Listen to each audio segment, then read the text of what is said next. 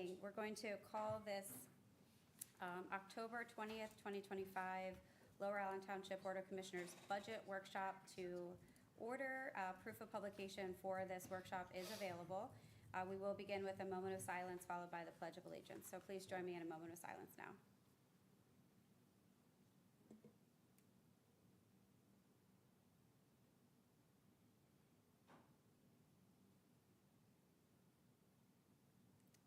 Please stand for the pledge. I pledge allegiance to the flag of the United States of America and to the republic for which it stands, one nation, under God, indivisible, with liberty and justice for all.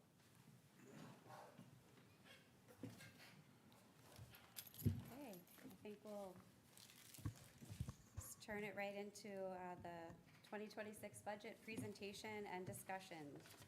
So we'll turn it over to Manager Davis. Thank you, Madam President. Director Knoll. Appreciate that. We have all of our directors, departments heads here tonight to discuss this draft budget. Things are going to look a little different before you tonight. We've consolidated several different cost centers.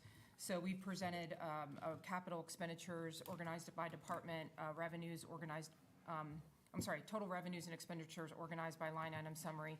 You've got a total spreadsheet that was prepared for capital projects. Grayed out projects are projects that we've already cut from the budget.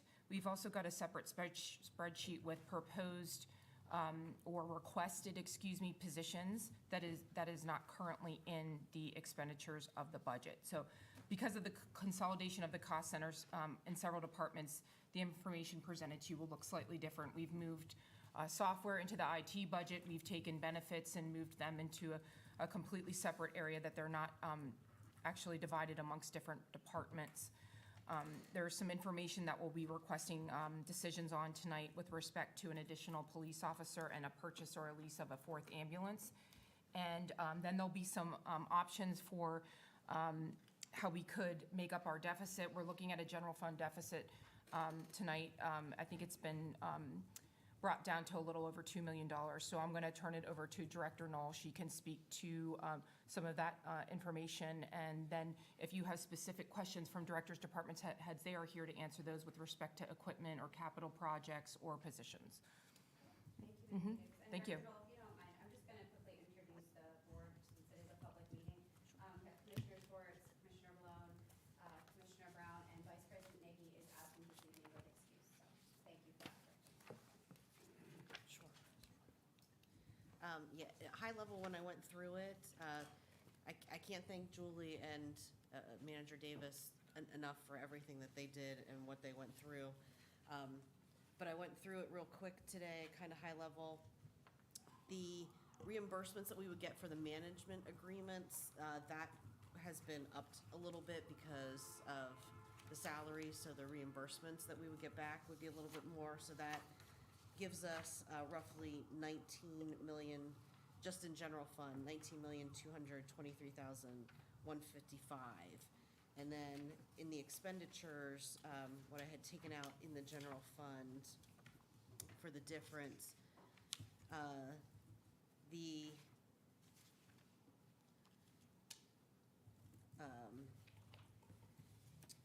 West Shore Light that we would be doing, that they have, if they don't get the grant, we wouldn't do it at all. If they get the grant, we split the difference of the cost.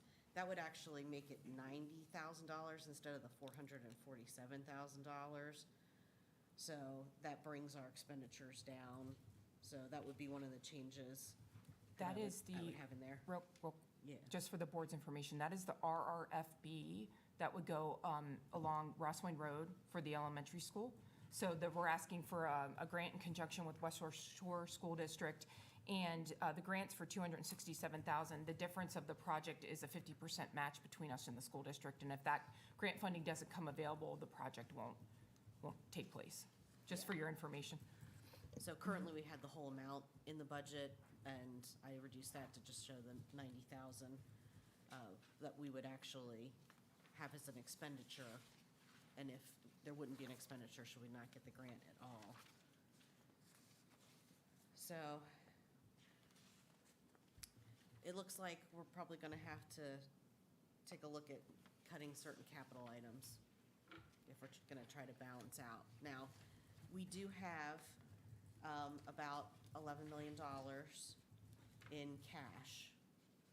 So if we would do, our policy is to be 30% of the expenditures.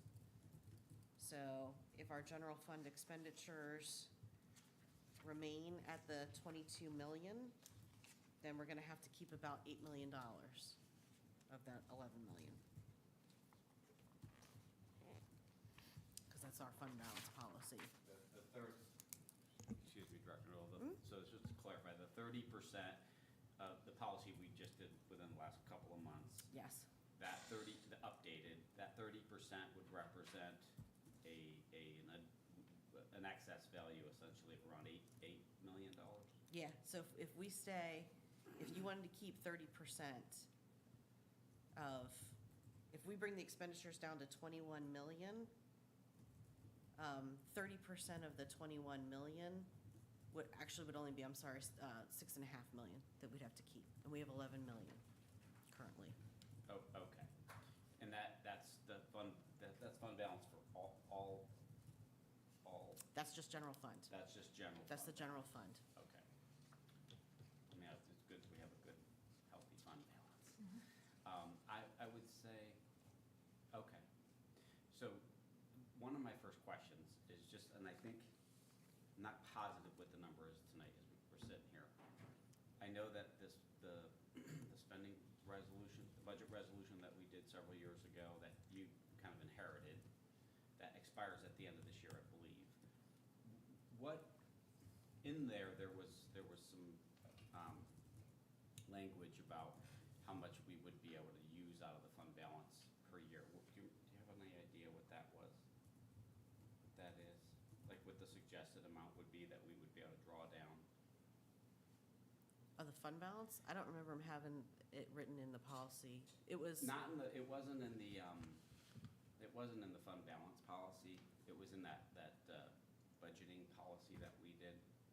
I'm just curious to know, because that expires at the end of this year, so technically it wouldn't apply for next year's anyway, but I'm just curious to know how that would play out. But I will just look at it myself and then share that information back, because I don't have it with me, but it just came to mind right now.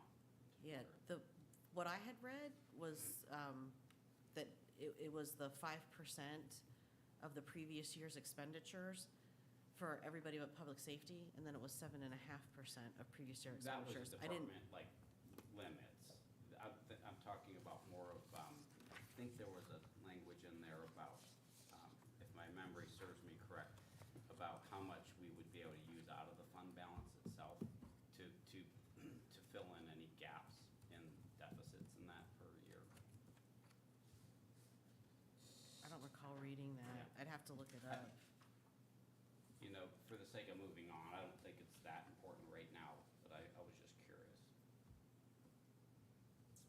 And I'll take a look at it. Yeah, because I don't myself. recall reading that in the, I mean, I can look it up then and see. And I could have But I a don't- misunderstanding of it, but I was just curious to know what that number was. But As to, I mean, we can, I don't necessarily know that you want to cover the entire 2 million with fund balance to make this gap up, because that's quite a bit, even though we'd still be within our policy, because we'd we'd still be have. within 30%. Right, we'd still house 30% of the 20 million, but, yeah, I'm not, Yeah, and I'd have to I'm look not up that, suggesting 'cause I that don't- at all right now. I mean, I think we have to kind of, I think we're gonna have to probably make some difficult decisions as to what we wanna prioritize and what we want to fund balance, we'll say.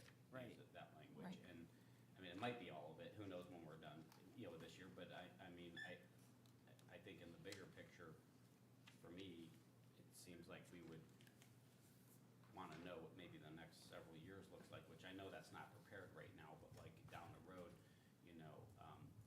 it would, that would be helpful, but we don't have that luxury to have that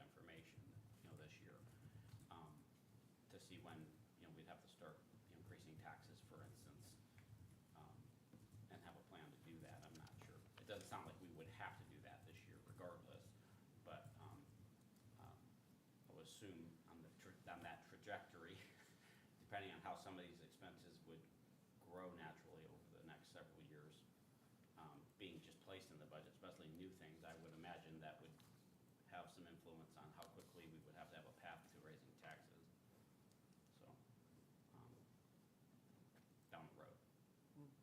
I mean, I honestly would suggest that you raise taxes minimally every single year, just to keep up with inflation, like the county and the school district does. And that's completely a board decision, but I find that better than a large tax increase in a couple of years, just because you know that's when you hit the wall, that you absolutely need to do a tax increase. What was the number that came out of the fund balance to balance the budget for this year? We didn't actually bring anything out of the fund balance, That's kind of what I thought. yeah. And do we know maybe over the last 3 or 4 years? If he pulled anything from the fund balance? Right. No, I don't it think looks we've like every, needed to. We've always had a surplus at the end, at the end of every year for the last several years, I believe. But I think some of that had to do with coming out of COVID, and, I mean, we're far enough out of COVID, I almost hate using that time frame now in discussion, but we were coming out of there, and we, I think have gotten a lot of things through grants and things, and I think, I don't know if revenues came in more every year, or expenditures, when it was finally said and done, but it seems like we've had a lot of surpluses over the last several years. I mean, $11 million is significantly more than significantly more than I remember back 5 years ago. So it's been growing, the fund balance. that's the cash that we have, yeah, the Yeah. 11 million. Mm. We've pulled from the capital CIP, I think in years past, Alicia, from what I've reviewed, to offset some of those expenditures on the capital side. So, and I think the budget ordinance shows that every year. So I don't think we've had to pull from it, or we've used other funds to make up that difference when we brought in money from maybe the sanitation Yes. or the And- stormwater. and the Am I SWOR. correct, Alicia? So I Yes. think that's Yes. been one of the ways that we've made that budget balance every year. So from what I've reviewed for the past several years. And I did find that resolution, Dean. I'll have Nate print that for you. So I did find it from, actually, it was passed in 2020. Yeah. But there's no actual amount listed in this resolution with respect to fund balance. It just states that should anticipated total need growth exceed these limits, first, public safety applicable expenditure growth percent shall decrease until it meets the other operating departments to 5%. So they were suggesting that if we can't balance, public safety's expenditures would have to come down to 5%. If that is insufficient, decisions must be made by the board at that time for further reductions. In no instance may excess fund balance be used to exhaustion. In the event that an unforeseen and unbudgeted financial need exceeding $100,000 should occur, such that is caused by a natural disaster or uninsured loss, the commissioners can by motion, make exceptions to this policy. Also, they mention, the paragraph before that mentions that total growth limits in years after 2025 are to be decided in the future, and that in 22 through 25, annual total growth need may not exceed an amount that would cause a real estate tax to increase beyond .03 mils.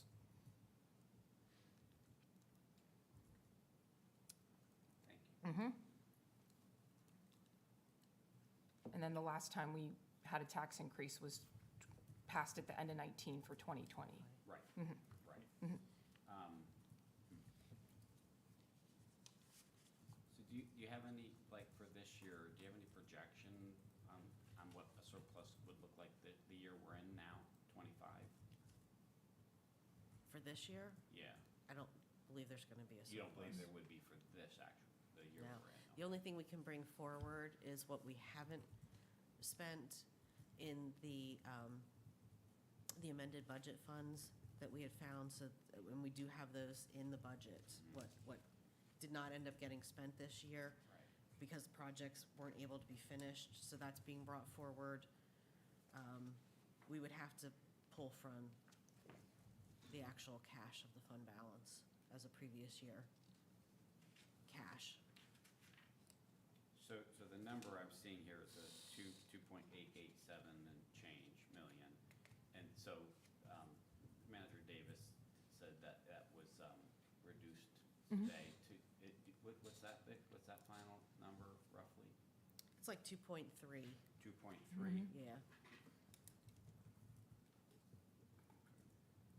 Commissioners, or Madam President, I just want to let you know, I'm not trying to be a vacuum in the room with the time.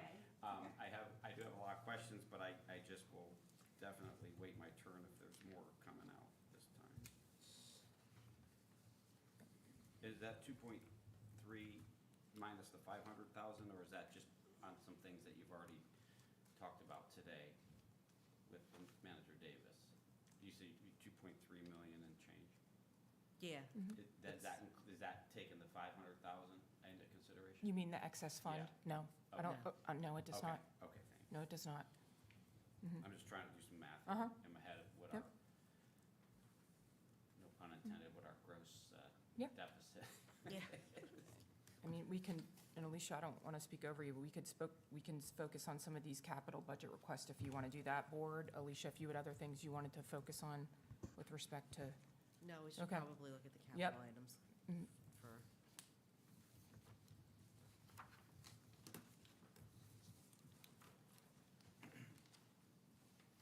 There were So a you're couple, gonna go over this spreadsheet that says capital budget capital requests. budget Mhm. requests? Okay. Yep. So everybody has it in front, okay. So do you wanna make a presentation about it, or should we just? Well, yeah, ask I can just high level Okay. say that if you go through this, they're by department, and you can see that the grayed out capital requests have already been cut from the budget. And then if they're in purple, those numbers were added to the revenues for the year or grants in our for our 2025 amended budget. So we can talk about specifics if you have specific questions. If not, we can talk to the directors about their high-level capital projects.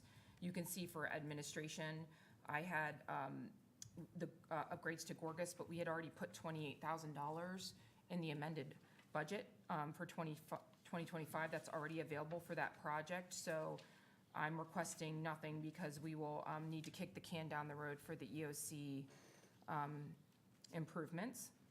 Is that included in the 500,000 though? No, it is not. That was already reserved. The board already Okay. approved, yep, That was, so that's not Correct. part of the 500? correct, Okay. Madam President. Okay.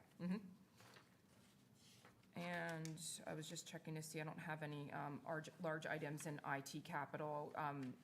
We could go through it by department if you prefer, and if you want to talk to each one of the directors, or if you have specific questions about the capital, I'll leave that up to you. I do not mind having each director or department head talk about their capital items, and what we've already cut, like I said, is grayed out. Right, so the column says capital removed from budget. That's right. Those items have already been removed. That's correct. And then the items under details are the ones that are for discussion tonight. That's right. Correct. So, commissioners, would you like any presentation on these items? I mean, obviously, the biggest one is at the bottom there with regard to the fourth ambulance. The other ones are significantly smaller dollar values, but if you'd like to either have the department head speak to those or ask any questions, I think this would be the time to do that. Yeah, absolutely. Just real quick, Yep. Madam President, just want to clarify, the 1.278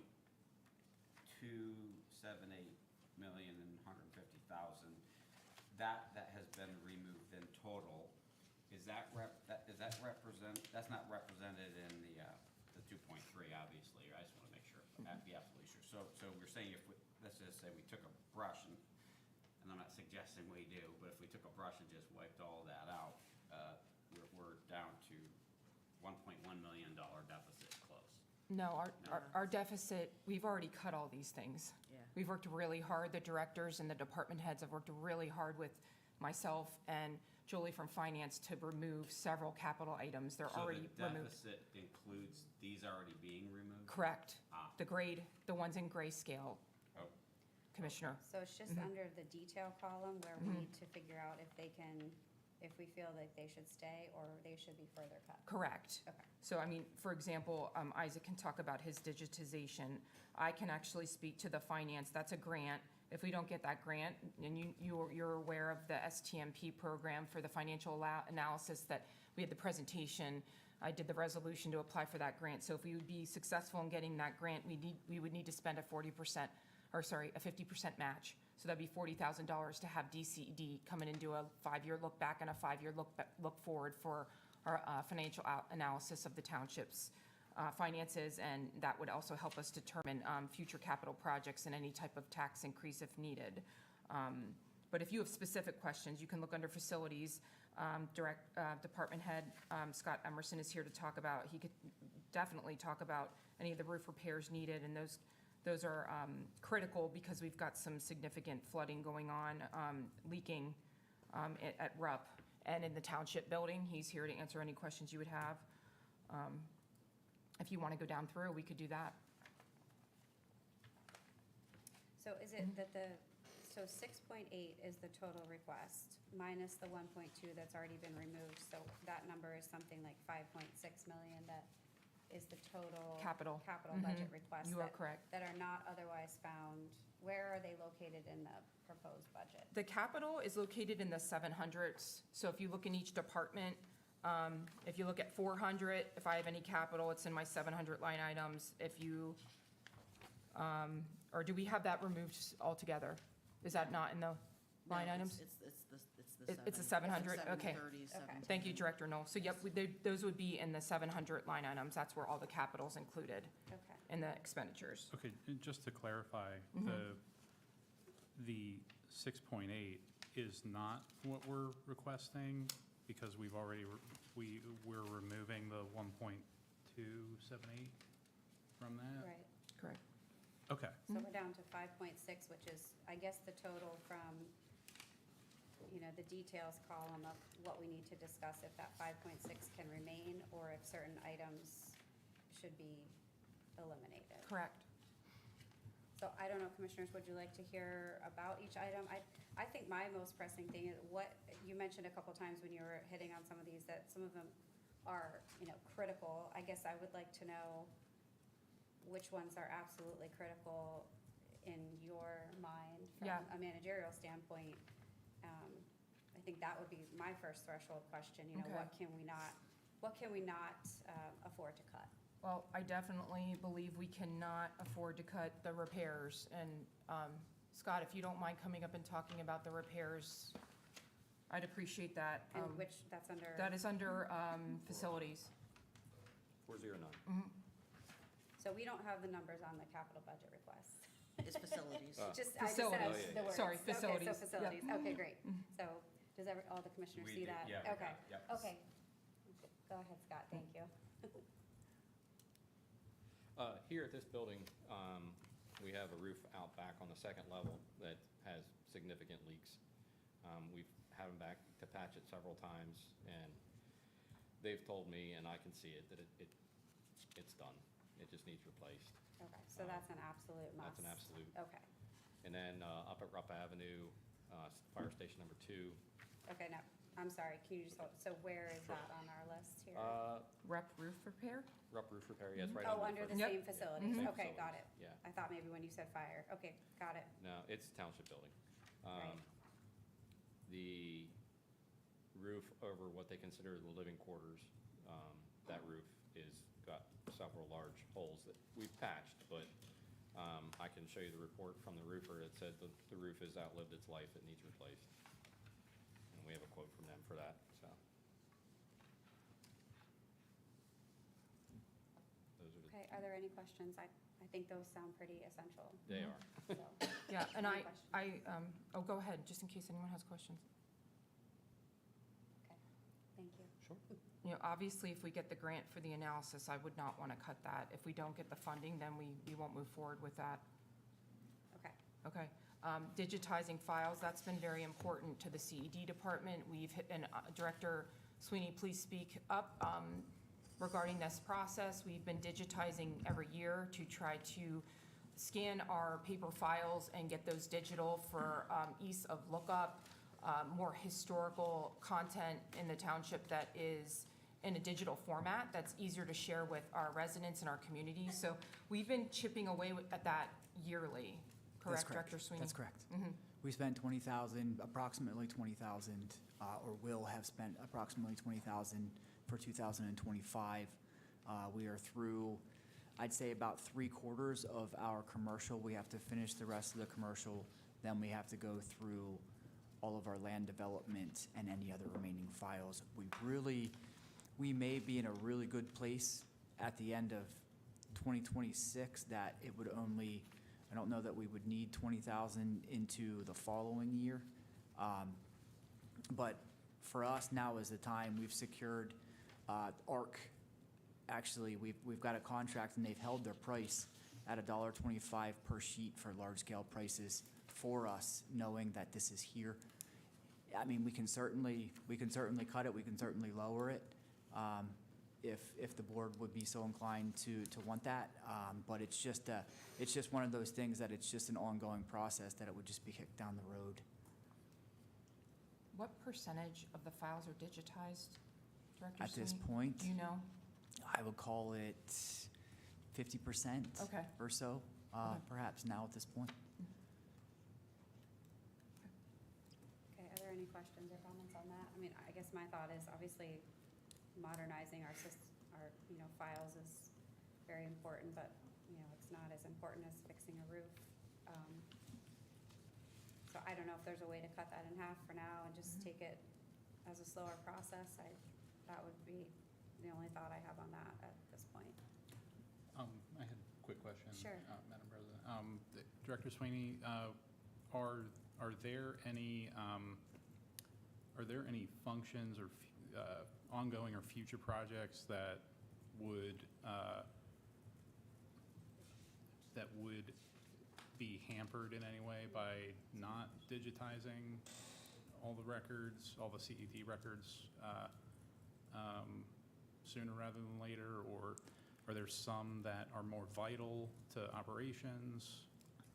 With the right-to-know requests and things that we get, it's just really good to have these things digitally. Plus, just frees up space in our files.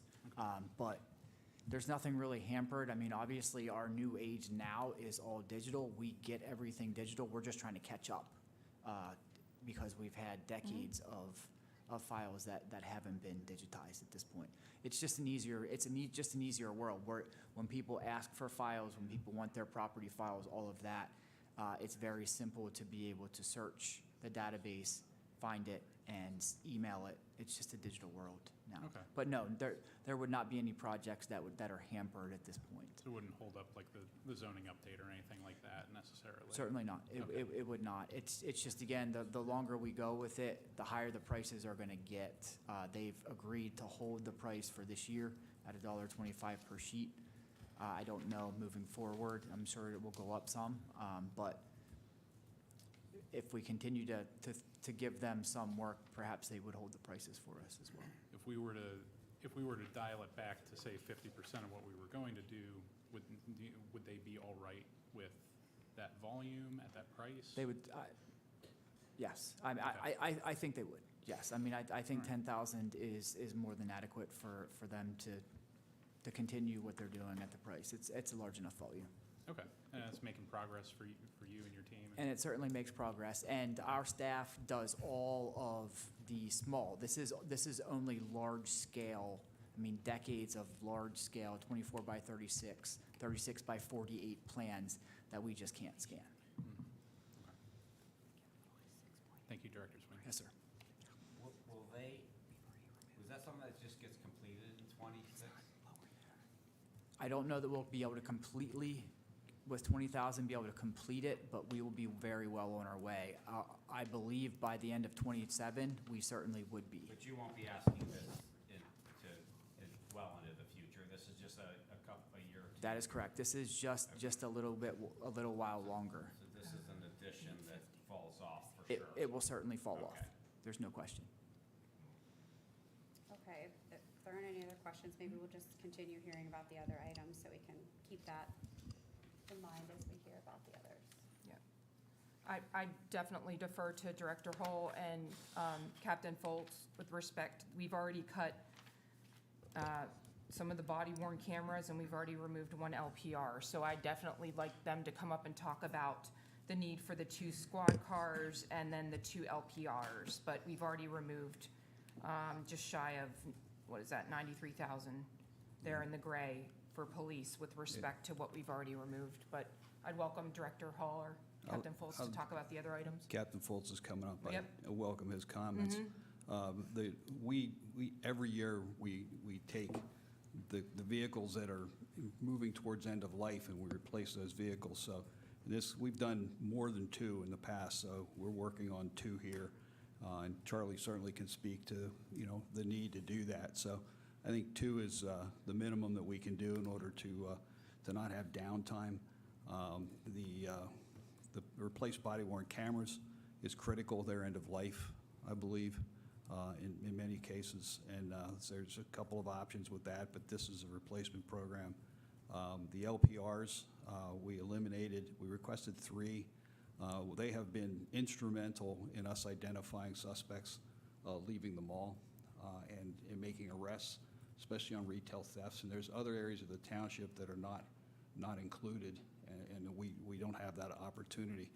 That's actually a force multiplier, because if you do not capture a plate of a vehicle you're looking for, you have many hours of investigative time that goes into that. And the LPRs make it that much easier to do. And then I'll let Doug speak to any of those and the drone. So are you down to, how many Police. LPRs are you down to then? once We're you we're cut- requesting 2. Okay, you cut 1 out of 3. Okay. Right. good. Thank you. Sorry, Captain, go ahead. Yeah, you pretty much summed it up very well. We defer to Charlie for vehicle replacement, and they're usually spaced out. I think we're even on a 5-year plan or so. So the 2 that are to be replaced have been scheduled for the last several years, and obviously we check on them to make sure that they're being used, so the mileage is up for the 2 that are to be replaced. That 175,000, one of the cars kind of are the ones that share the position share a car, so to speak. So the corporals all use the same car, our supervisors. And so one of the cars, this 175,000 would include possibly changing one of the Explorers to an Expedition, which is obviously going to cost a little bit more, but that already includes that. If we go with 2 Explorers instead of 1 Expedition, 1 Explorer, that would be less than that. And that 175,000 includes everything to outfit them, all the gear inside, all the technology, the lettering, and the actual vehicles.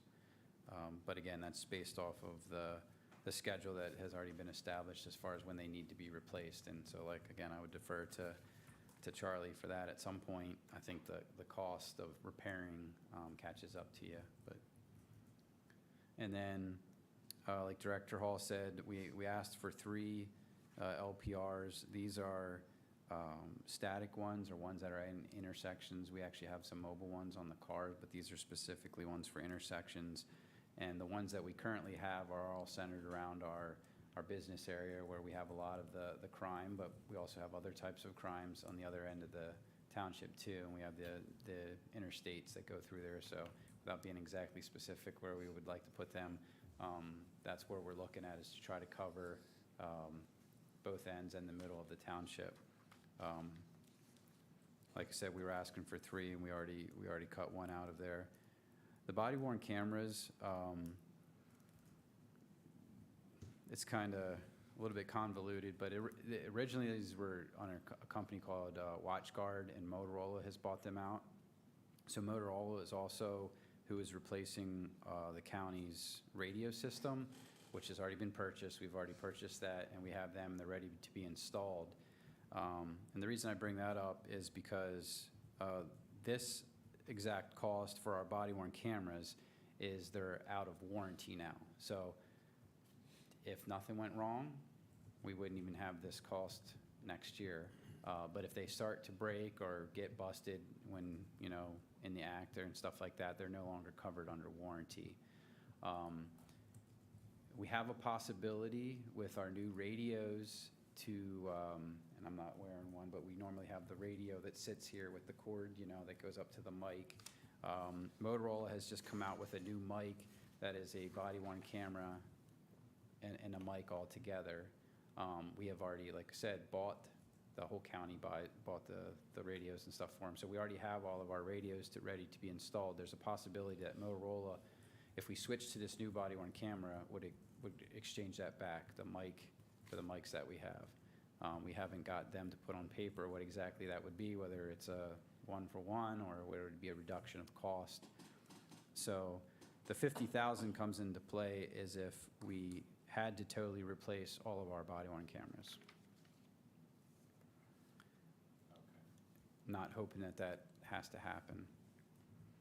And then the drones would be something new. We don't have any drones. We would like to get probably 2 drones and maybe up to 2 pilots trained and ready to go. And I mean, I could go into detail there, I guess, to let you know, but it's probably obvious how drones can be important to searching for somebody, checking out a scene before we get there, for scene safety, vehicle crashes, hazmat crashes, missing persons. There's so many tools, or so many opportunities for the drones to be used.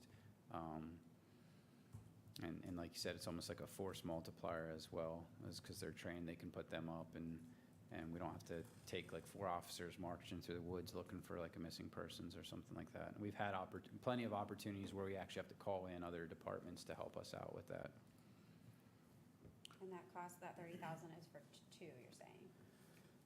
Correct. There's some different things. We haven't ironed out all the details with that, because you could get a whole separate car outfitted specifically for that. I don't think we're necessarily looking to have a specific car that just houses the drones and like is used just by the drone operators, but you could even get almost like a trunk.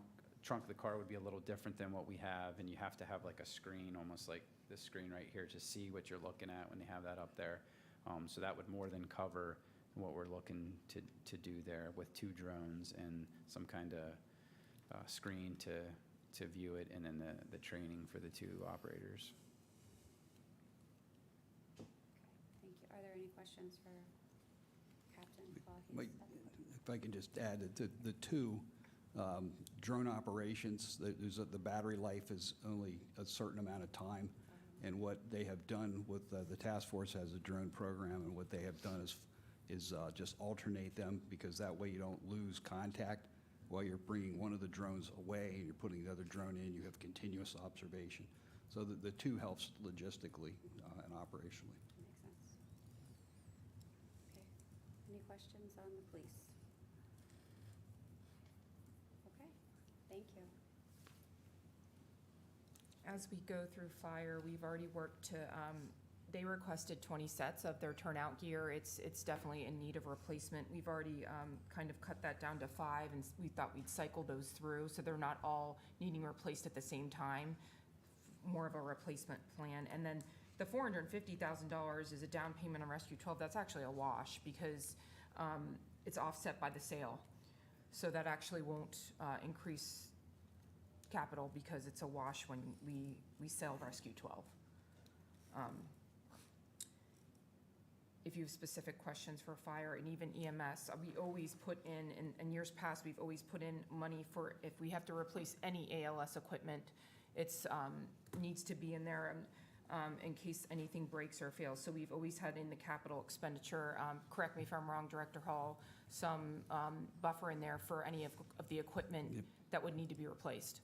There's always been an amount in there for ALS equipment replacement. It's So- not necessarily always spent, but we need to Right. have that there in case we need Right. to replace Exactly. anything. And then the 4th ambulance, I welcome Director Hall and Captain Deven to come and speak about the necessity for that piece of equipment, so Yeah, that the board could hear your reasoning and justification behind that. Yeah, I'll let Tony And can maybe come up Charlie, too. but- if he has to And speak as well. Charlie, what we have found is, with the aging of the equipment especially, if you want to guarantee that there's 2 vehicles available to respond to emergency calls, it takes more than 2 vehicles or even a third.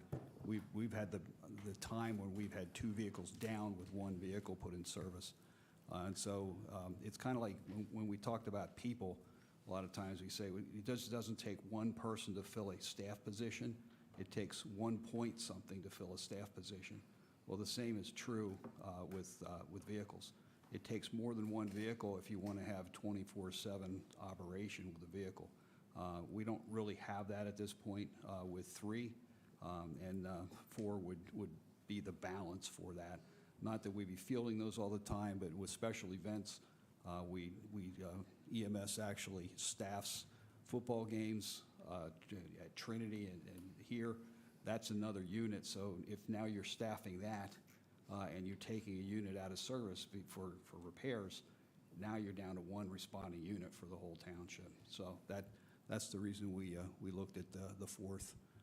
And we had come to the board you remember, for approval to do the international chassis 1, and then we had said we're going to order the other one. So that one is also on order at this point, which we said we could say, no, we don't want it under the contract, but it really yields a benefit to do that for the community and for the citizens. Tony and Charlie can add to that if they like.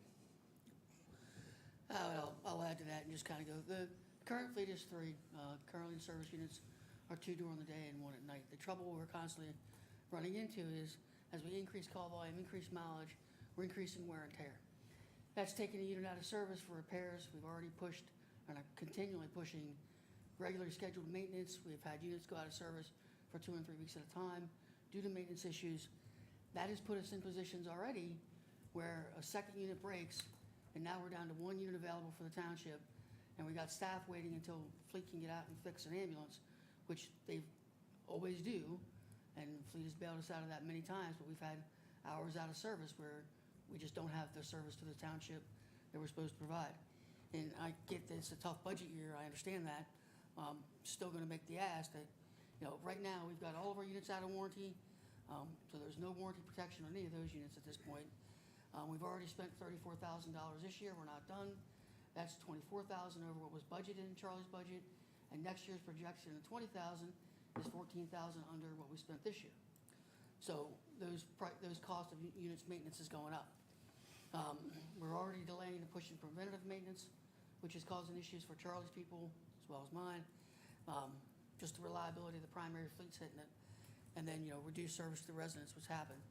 The biggest thing that this affects that we don't really think about is lead time on the ambulance is 2 years plus, as we're experiencing with the one we put on order in February. If something catastrophic happens, we don't want any of that, and we lose an ambulance, we're down to 2. We will see service diminish to the residents at that point. We cannot keep 2 vehicles on the road constantly at that point. So we will at that point see service diminish to the residents. We will also end up in a situation where, we can probably go out somewhere and find something in 5 or 6 months, but it may take us that long, and during that time, we're going to be experiencing a shortage to the service of the residents. That also puts Charlie's people under pressure and puts everybody, working on that edge. And there will be things we just can't cover. That's just the way that works. And we've got to have the ambulances to do it. In addition to that, we're seeing over the last probably about 5 or 6 years, 25 to 30% cost increase per ambulances every year.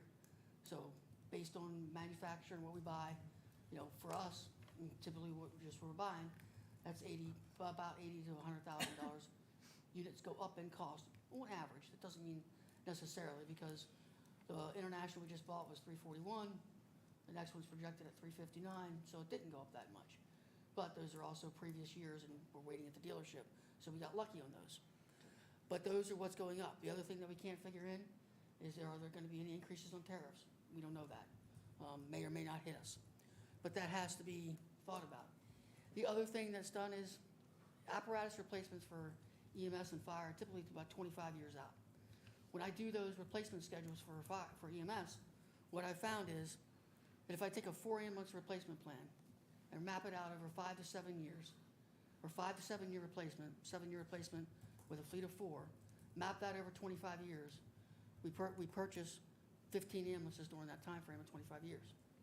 If I do that with 3 ambulances, we purchase 18. And I'm using the term purchase. Finance has got to decide whether they want to lease or purchase. From my perspective, leasing is a better way to go because it eliminates this discussion. We know what we're going to spend. We can map that out. Instead of 350,000 or more to pop, we're doing 80 or 90,000, but that's not for me to make. So that's where I'm at with it is we need this to do. We need this to maintain service. I understand there's a lot of budget decisions made, and I'm not the only one asking. So I get that. But that's where we're at, and I'll take any questions you have, or if you want to hear from Charlie. Okay, other questions I for? have one. Sure. Kevin David, I do have a question. So, I mean, right now, your best guess, just a rough guess, the residents, so right now we're using 3, right? Mhm. Right. And right now, what's the percentage of residents that you're serving in, any 7-day period versus outside the township right now? Oh, so our turnaround township, we're 80% or more township. 80% happens somewhere within around. our own boundary? Okay, that's a good, that's a big number. That's about where we're at. Sometimes it fluctuates, depending month to month. That's always gonna fluctuate. We're right on the national average there. That average it'll run high in the 30s, low, but I mean, it just depends on what it is. But that's a hard guess. It depends on what everybody's doing around us. So it's So a about hard, 80%, you think? Somewhere. In any week, any given week? yeah. Okay, I mean, thank you. depends on the week. Yeah, I understand. When we Goes see up and weekly down. numbers versus monthly numbers, that fluctuates a lot. So it's hard to know. Any questions for Tony or Charlie? Charlie looks like he's ready to talk. Quick question. So if we do go with leasing, operationally, are there any disadvantages to that? Operationally, for me, there are none, but Charlie may have. Again, can't hardly hear it. The operational, say, If we were to lease it instead of buying it. Are there any downsides? to leasing versus buying? Not a lot. Sorry, my mic was off. I apologize. Because okay. we're still be able to do our own repairs leasing, so as far as my end, it shouldn't hurt me at all. Okay, And these are leases to buy, so it's not a Right. true lease like a car. okay. Right, so we're not relying on somebody else to repair and try to get it back. We're still able to do our own repairs on those. Great. So Alicia, could you explain to us how a lease would work for this ambulance? It's basically like a car loan, like we would own it at the end. It's just that we would have even debt service to pay it. So rather than pay it with cash straight out in one shot, Right, we would be making basically like a loan payment. right. And So then what would that, we would capture the loan payment in a different category though? It wouldn't be under capital, it would be under like a debt service category? Right, we Okay. would then, And what would, like, we'd be leasing it for how long, and what would like a normal lease payment look like on an annual basis? it would depend. We could do, most of them do 3 years, some of them do 5 years.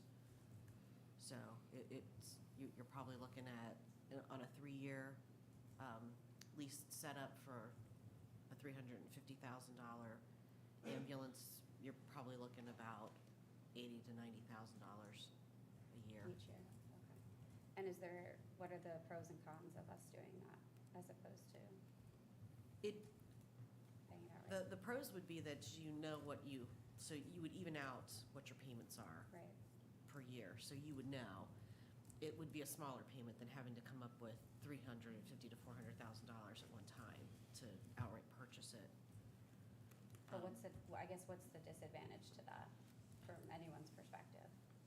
To leasing it, your disadvantage would be the fact that you are gonna pay interest versus if you just buy it with cash, it's yours, it's done, the cash is, But there's nothing, like, But- I guess was already raised, there's nothing from an operational or from your service delivery standpoint? I think it standardizes my capital, which improves what we do there, but other than that, no. Okay. Are there any other questions about this right now? No, I'll just make a comment. I mean, with a fund balance the way we have it, if we chose to do this leasing it does not seem like the prudent thing. I mean, it seems like we've just blown ourselves the money, so to speak, if we were to buy it, because we wouldn't pay the interest. And maybe I don't understand the broader perspective or broader picture of finance. But it seems Well- like it would make more sense not to pay interest if you can afford to buy it. it's, honestly, it can work both ways. So if the interest rate is lower than the interest we can earn on money, it's better for us to keep money in the bank versus taking it all at once. Okay. Then, so I guess- that would be the difference. If we take $400,000 out, it's done, it's gone, we have an ambulance, it's now gonna depreciate, because that's what happens with vehicles.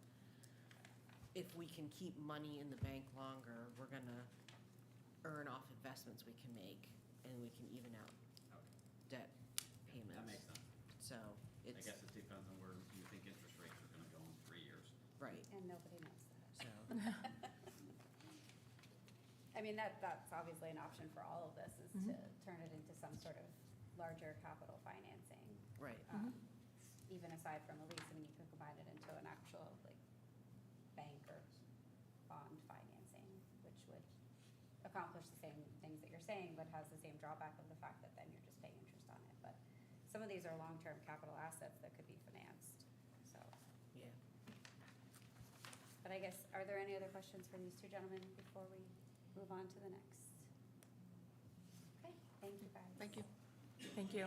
Before we move on, Yes, Manager Davis, yes, so, Commissioner Brown. under the fire, Yeah, the $450,000 for the sale of Rescue 12. Yep. Are we accounting for that anywhere yet? no, we're showing it in the revenue.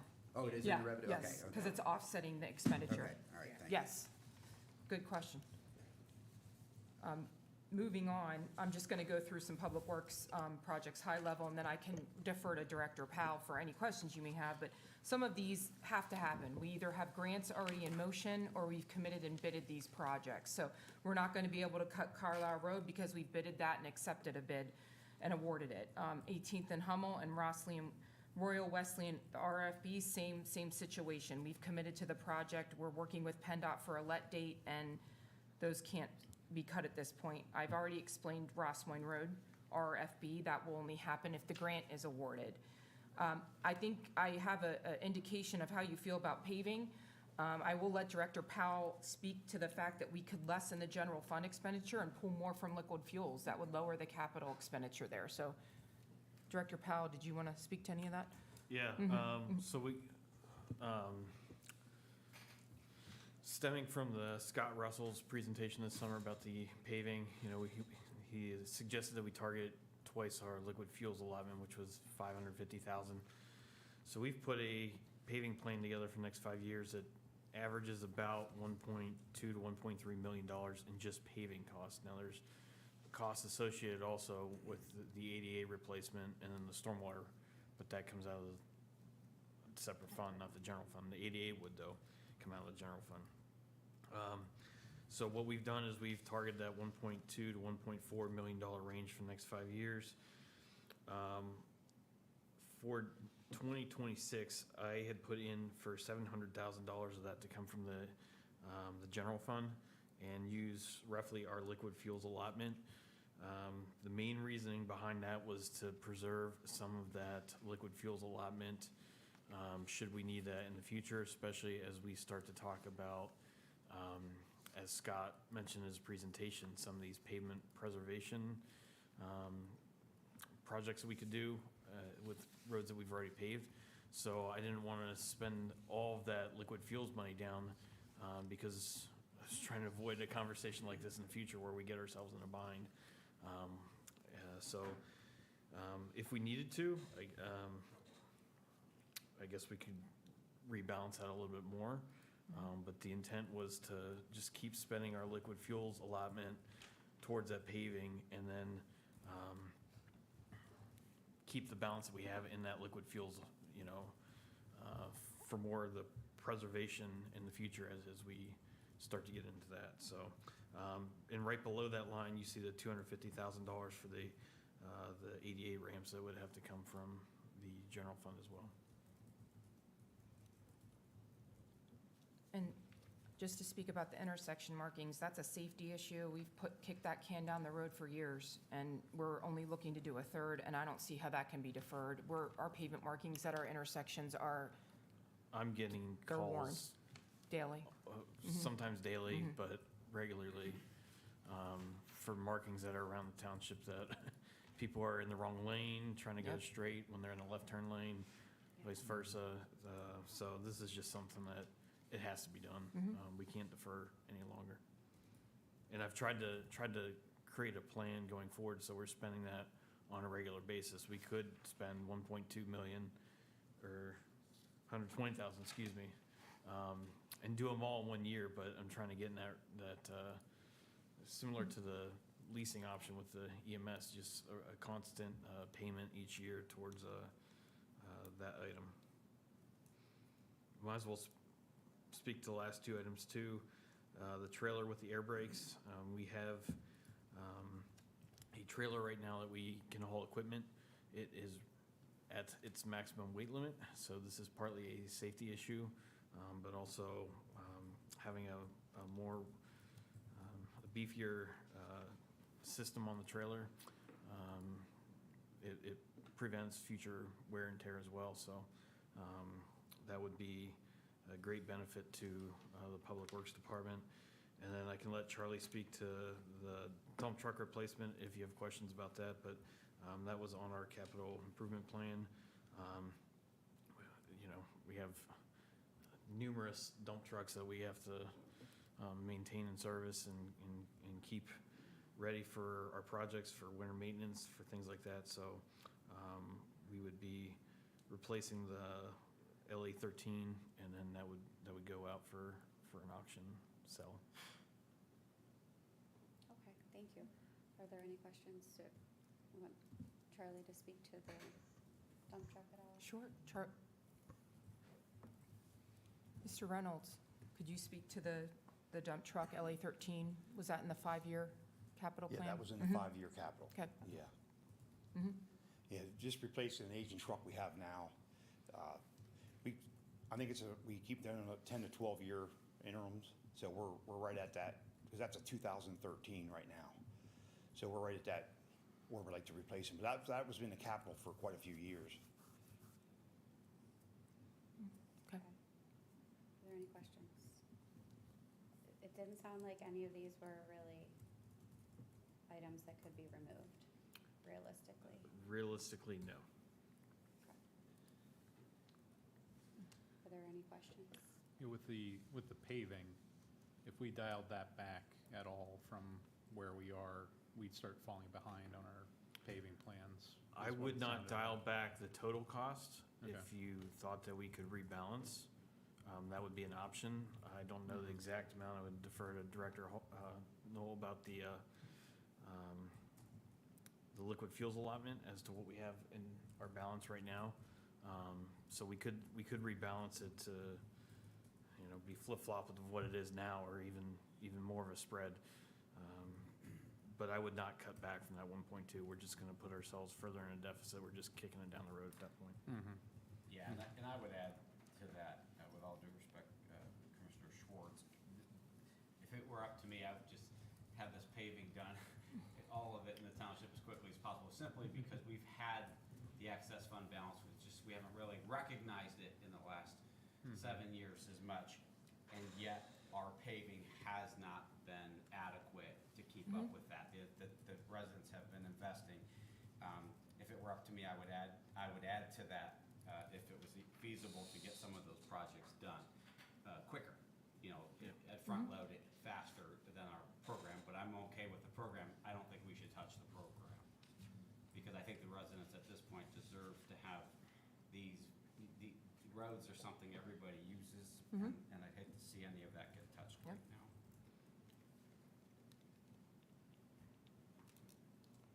Okay, any questions? Okay, thank you, Director Powell. Moving on to the parks, you can see the purple text are already committed grant projects, or projects that are already being approved to be paid in fee of lieu of, or our amended budget. The Wasp Park Playground won't be done unless we receive the grant. That's an LSA grant. The Wasp Park Poured in Place Matting, or LACP, Lower Pavilion, or Lower Pavilion Playground Matting, would be something that I could see could be deferred if we would necessarily have to pull that. I'll let Director Powell speak to that. I would really be hesitant to defer the Beacon Hill Tennis Court fencing. Since I've been Public Works Director and been here at the township, we've pushed it every year. So I would be hesitant, in my opinion, to cut that. The two pieces of equipment are already in the amended approved budget, and then the Avant would be something that if we had to push a year and wait, we do have the smaller machine, but I know that the Parks Department was looking to trade that to get a larger machine with more attachments. So Director Powell, if you want to add anything to that, or to, Mr. Reynolds, but especially the port in place, I hope I'm not speaking out of turn, but I. No, that's fine. So the $85,000 for the miscellaneous playground, the idea there was when we got the Wasp Park playground quote, we did not have the port in place rubber, and we needed to move forward with the LSA grant application. So we went forward with the cost that had the wood carpet as the floor, the ground surface.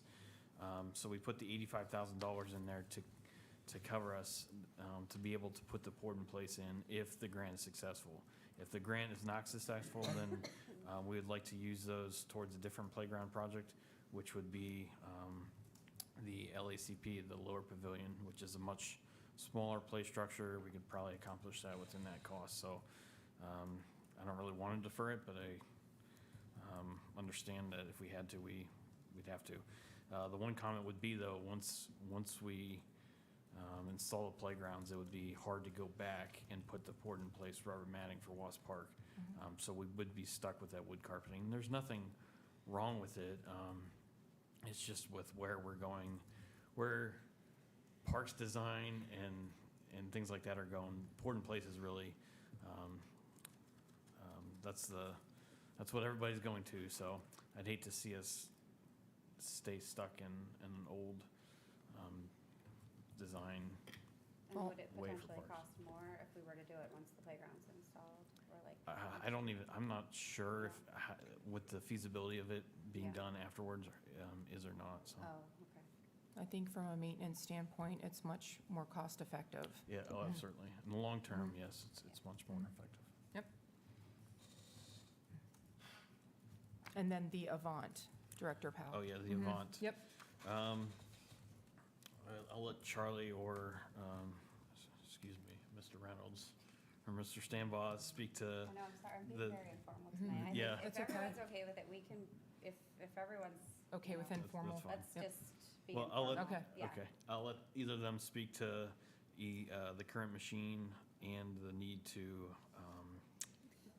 or the Upgrade. desire to upgrade, so.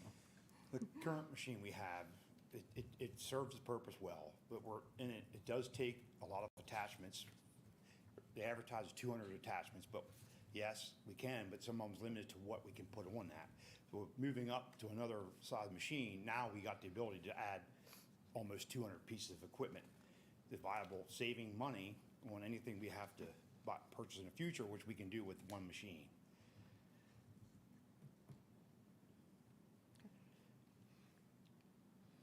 The bigger one too, the more spacious inside, the KF2, we're just looking at the feasibility of what we can do with that machine versus what we have now. Thank you, Charlie. Yeah, Mhm. thank you. Okay, so, and Becky, just to Yes. confirm, so Yep. the 30,000 from the Highland Park Tennis Court and the two infield and lower mower, where it says the 2025 amended budget GL funds, those are not part of the 500 because those were already set aside? That's correct. Okay, so they're not part of the $500,000? That's correct. Okay. That's just wanted to correct, Jen. clarify. Okay. Is there anything in these lists that is part of the 500? No, these were already confirmed in the these are budget. already, Yes, like, these we are already just secured or made dedicated. Took action on Correct. these, yeah, okay. Correct. The I commissioners won't did. ask that again then. No, that's I okay. just wanted to make sure. It's fine to clarify. Okay. And then the back page, pretty simple here. We're showing you the liquid fuels, which, as Ben said, I'm just going to use first names now since we've made that official. I should have done that from the beginning. I should have done that too. apologize. As Ben said, we could adjust that and play with that number a little bit and take more from liquid fuels, right, to lower the general fund expenditure. Highway's looking for a heavy lift truck. I would definitely defer to Ben and Rich here to talk about the purchase of that and whether that was in the capital improvement plan prior. This is actually, this would be for the fleet maintenance department. For so fleet? Okay. This would fall to Charlie. Okay. What are you talking about? The heavy The- lift. Yeah, the heavy truck lift, right now, we have no heavy truck lift in the shop. There was one, unfortunately, it got pretty dangerous and outdated, so it got removed. So now my techs and mechanics are laying on the floor up underneath the trucks. Everything's done pretty much on your back, laying underneath it. So what the lift will do, allows it to pick up a fire truck, a dump truck, medium duty, or even cars, and be able to pick them up enough they can stand underneath it and work. But they're all Bluetooth, they just slide right up underneath the wheels and just pick it straight up in the air, that they can, as long as we have the height in the shop, we can stand right underneath it and work, just like we do on a regular vehicle lift that we have in the shop now. Okay. And this was planned for in the past, Yeah, it's, in the improvement? yeah, it's in, well, it's either 28, so it's been planned for a while. Unfortunately, I like to, since we have no lift for those fellows, it'd be nice to have that. Okay. Any, you have a question, Joe? Right.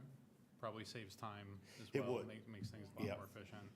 Yeah, even changing the tires sometimes, it gets to be, now you ask me, if they go underneath the tires, how do you change the tire? Well, it comes with jack stands enough to hold them up in the air that you can actually pull the tires off, change your brakes standing here versus trying to do it on your knees or, on, you know, on your back doing it. It will save time, correct? Great. This provides Charlie with a lot of flexibility as to where he's working in the shop too. The system's sort of mobile per se, correct. as long as the floor's level and there's a space Yeah. to do it. So this gives them the mobility in the shop. Also, if there's a police car or admin vehicle or anything else on one of the other lifts, this provides them, you know, to work ahead and get some of the other smaller vehicles done as well. So it provides a lot of options for the whole group out there. Even if we had to, we could actually take them to Lisburn, or we can take them to Station 2. If something, you know, need repaired there, we could actually take them, move them around any building, as long as we got a floor that's flat to work them. Thank you, Charlie. Thank you. And, yeah, just moving on, MS4, that's a fully funded fund, as you know, paid for by the stormwater fees. So those capital projects, the one cannot be cut, it's a permit requirement. We've applied for a grant, and there's a possibility we will be awarded it. We've heard some good feedback from the county, but that fund is funded. And if you look at total capital, those numbers, Director Knoll, they're adding to the capital, but they're actually not general fund capital. So that's a little misleading. I just want to clarify that for you. Look, please look at the 550 and the 65,000 in MS4, and then we'll talk about sanitation, 850,000. Although they're capital projects, they're not paid for out of the general fund. Okay, so these numbers aren't reflected in our these don't add to the deficit. Not the that we're general seeing? fund deficit, The general fund deficit. The 2.3. or two. Mhm. Yeah. Okay. But like I said, the MS4 is self-funded, and then sanitation has quite a balance in it, and we're looking to purchase a grinder since we, as you are well aware of, the county removed that. They haven't even gotten the equipment over to Hampton yet, as of yet, and we are looking to get a grinder for the township so that we have the ability to grind our material in-house.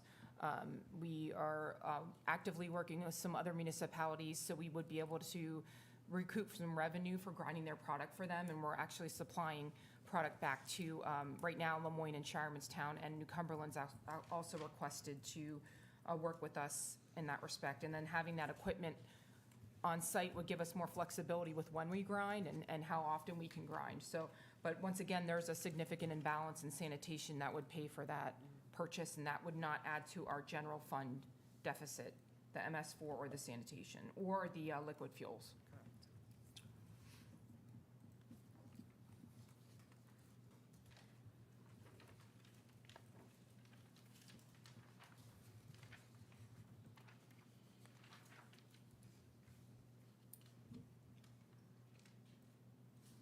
So we're happy to go back to the table and work as a team to discuss some cuts if we have to. But I think you've heard from all of our directors and department heads what they feel is necessary. There's things we can't cut because they're either grant or permit requirements. But if you have further questions about any of those capital items, anyone, all of our staff's here to answer if you have any other additional questions about some of those items. And then we did have a separate sheet for the commissioners to take into account. There were requested positions that were not placed in the budget yet. And if you would like to talk about any of those, I'm happy to speak about the ones in admin and IT. If you want me to move forward, Jen, I can, or if you want to hold off and talk more about capital, we can do that as well. What would you guys like to do in terms of, do you have any other questions about capital, or do you want to hear about the other requested positions first, or what would you like to do? I'm fine with whatever. I'm indifferent. I don't have any more questions about Okay. Okay. Why don't you tell us a little bit about these requested Sure. positions? Yeah, so I was looking for in the admin department, a communications position. I've shown part-time, full-time. That would be someone to assist with all of our social media, our website, updating, also with our newsletter, and then fill in as recording secretary as needed. That is obviously a position that I would really like to have, but understand that if we have to cut, it could be something that could be removed. As well as our IT. I've only budgeted for a half year of an in-house IT specialist, but we're working well with Appalachia. They're here 2 days a week, so we could see how 26 goes and then kick that can down the road till 27 as our upgrades are completed, and we're working to get all of our different infrastructure upgrades completed and finished. So both of those positions, although desired, could be something that could be removed. The communications one, like I said, the reason for that is more of a utility position in the township. It would serve several departments, and including admin, for updating our social media. But like I said, obviously something that we could pull. I think you can see the total full-time, or the total with a full-time communications and the total with a part-time. We're at like a little over $500,000 for all those positions, and then just under 400, or just over 450,000 for those positions. And then police could speak. Captain Foltz and Director Hall can speak about the police officer. They're looking for a board decision because they have some civil service, correct, Dave? Civil service is scheduled for Wednesday morning at 8. So we're going to hopefully ask them to create a list at that point. But we are down one. Remember the officer that did not make probation. So we have to fill that position within the budget. But then all of the staffing studies the one that actually previous Captain Crone actually did a staffing study and had indicated that in order, as call volume increases, his recommendation was that he called it 3 by 30, so 3 additional officers by 30. This moves that ahead. We are never really a full complement because we either have somebody retiring or something else. So the additional position would help. Is kind of critical in the police department. So I don't know if Doug wants to talk about that at all. He's actually run some numbers as well.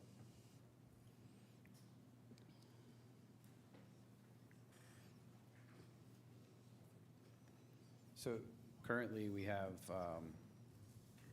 8 supervisors. It's a captain, 2 lieutenants, and 5 corporals.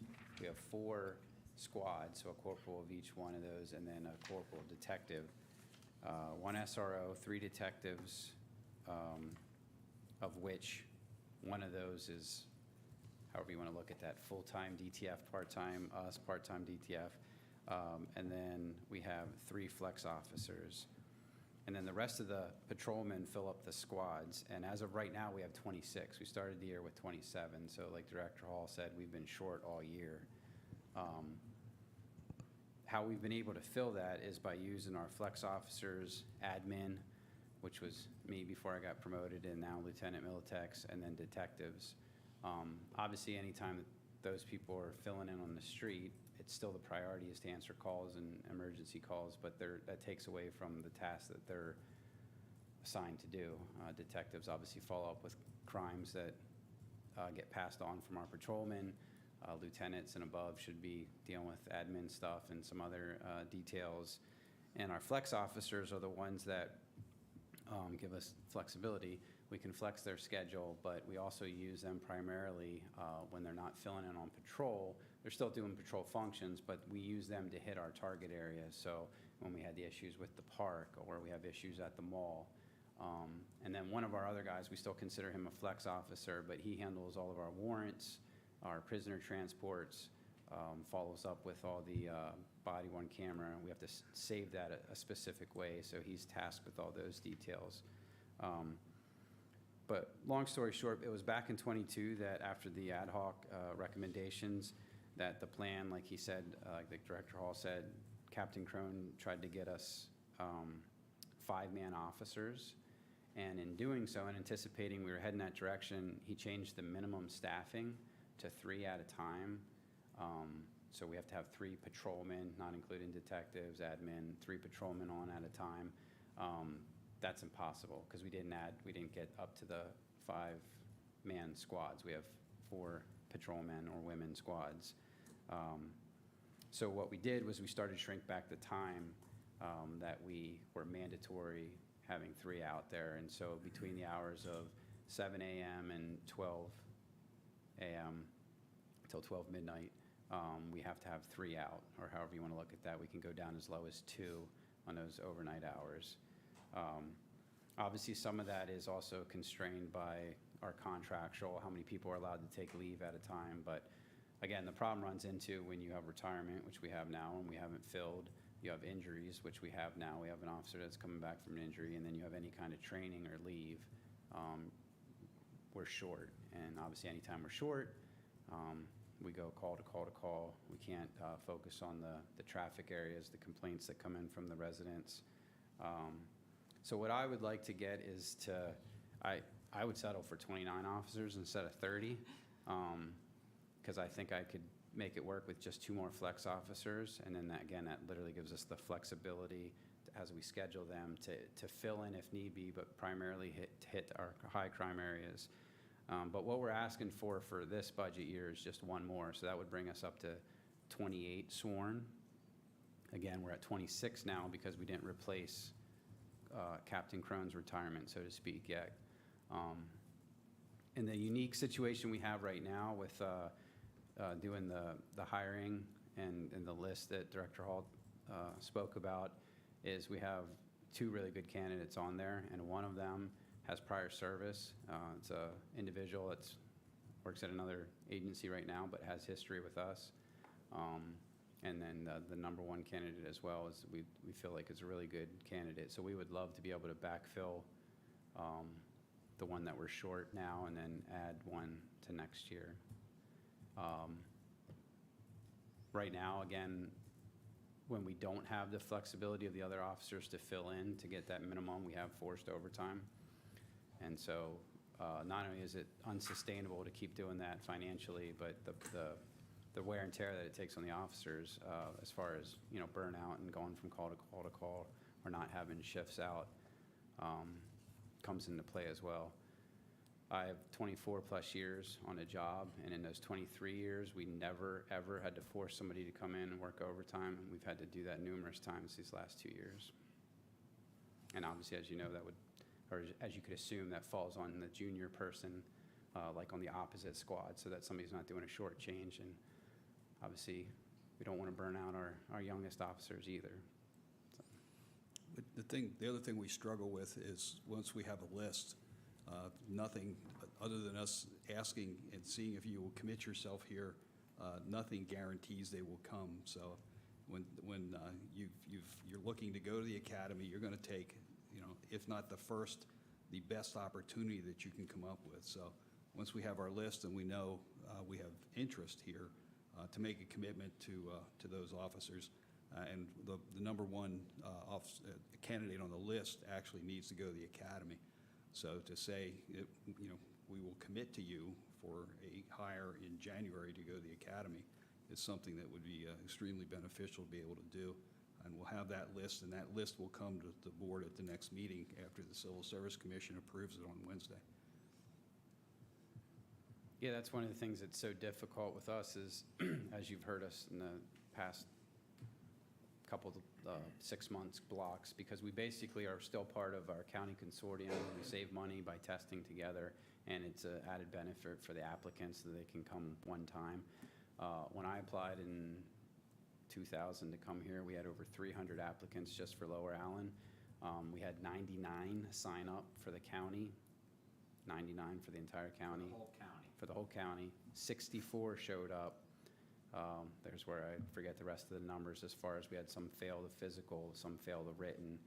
And then we as a department then did background checks on 23 individuals. Those are the same individuals that the whole county is fighting for. And then if we are able to hire someone, we have to send them to the academy, which is about 6 months, and then our own FTO is about 4 months as well. So again, even right now, if we just hire the one, we're looking at next year at this time till that person actually is on the street working by him or herself.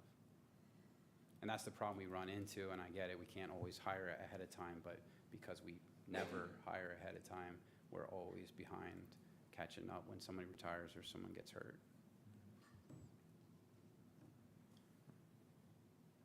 Thank you. If I wasn't clear, all these positions would hit the general fund. Okay? Yeah, we got it. Okay, So that just increases our 2.3 right. figure. You can see the totals at the bottom, so. Director Hall, I have a question about, so how often are we communicating with, like, I guess it would be Fairview, New Cumberland? I doubt Hampton a whole lot, but I'm just curious, because here's a concern I have, okay? You hear these numbers, you hear the pool that we're gonna have. It seems like we had the best intentions after the ad hoc, and you know they were the tough times coming out of there. And what we did, what we had to do, we got you moving. But it seems like we have been always just kind of a step behind even with that, but I think part of that's because of the demand too. And so, you know, I hear there's possibly, I heard whispers of another development just on the other side of the creek, Fairview Township coming. We have a potential another development, you know, down here in Lower Allen, potentially near Liberty Forge and all that with a lot of homes. And every dwelling hits the public safety service levels, you know, statistically. I'm concerned because our mutual, you know, like you have Fairview, they're gonna be building out too. We're not gonna be building as many, I guess, residential dwellings in Lower Allen Township. I wouldn't imagine our plan wouldn't be for the next 10 years. But our neighbors are, and we're gonna be having demand coming from there. Are they at the same time looking at things like we do proactively? Or is there an assumption that they don't have to do a whole lot because, you know, we'll notch things up? Because I'm really concerned that we're gonna have our police department strained, you know, down the road here. Yeah, I don't see the Fairview Fairview is developing, certainly. We drive through it all the time and see it. But we do back up Fairview. We don't back up Fairview on the law enforcement side nearly as much as EMS and or fire does, especially Lisburn responding there. So I think certainly it's going to have an impact, but they also come into our township as well. Fairview Fire runs a lot of calls in our direction. EMS not as much, but I think that that's just part of the way the public safety model is. Someone has to go, and if the home service is not available, then you go and assist in many ways. So I think that's true, but you know, I don't think that what we're looking at is increasing law enforcement officers to benefit our mutual aid responses. Well, I think, realize yeah. that, but I'm concerned that naturally that's gonna start happening, and if we don't, you know, if we don't start looking at it now, that we're gonna fall even farther behind. Yeah, well, it certainly could, you know. It's one of those things, you can take a look at the statistics, but you know, nobody knows the direction of the trend of that, you know, because. And then the other question I have with that, because the LPR program, I mean, to me, it seems, it's great, and to some degree, you know, it's what's triggering activity, right? I mean, and so it's triggering demand, right? The LPRs that are stationary, they read license plates or whatever, and then they basically will, oh, here, we gotta pick up somebody, and that could be from just passing through, right? Yeah, they do, but where they benefit tremendously is in the ability to research those, Okay, that data. okay, so there- So so it- we're not- there, you do see some of our officers in down, you want to call it downtime, they don't have much of that at all, but when they do have some free time, they will actually work some of those cameras to see, because, you know, we've gotten people wanted vehicles that have passed through the cameras, the LPRs, what it's helped is, if you leave the mall and we don't know who you are, we get your car, you know, and we know exactly where to go. It has actually stopped a lot of the possibilities of having chases as well. So the pursuit goes down as a result of being able to follow up on that information. Got it, yeah. So that's not as much of a It's not problem on the it's not a front end force, as far as no, creating it demand. doesn't create demand Okay. at all. It actually reduces time that you would spend investigating, because now you have something to follow up on instead of a green car, you know, just stole things at the mall and left. Well, now you know what the green car's license plate was, so it's a lot easier to follow up on that investigation. Less staff hours. Okay, yep, I think I have a genuine concern about looking into the future. I just don't, I mean, I'm not sure how we're gonna handle this into the future, because I don't need, the pool of, it sounds like the pool of officers is shrinking, and the demand's gonna continue to rise. Right. So, I mean, it's gonna be interesting how we're gonna handle this in the future.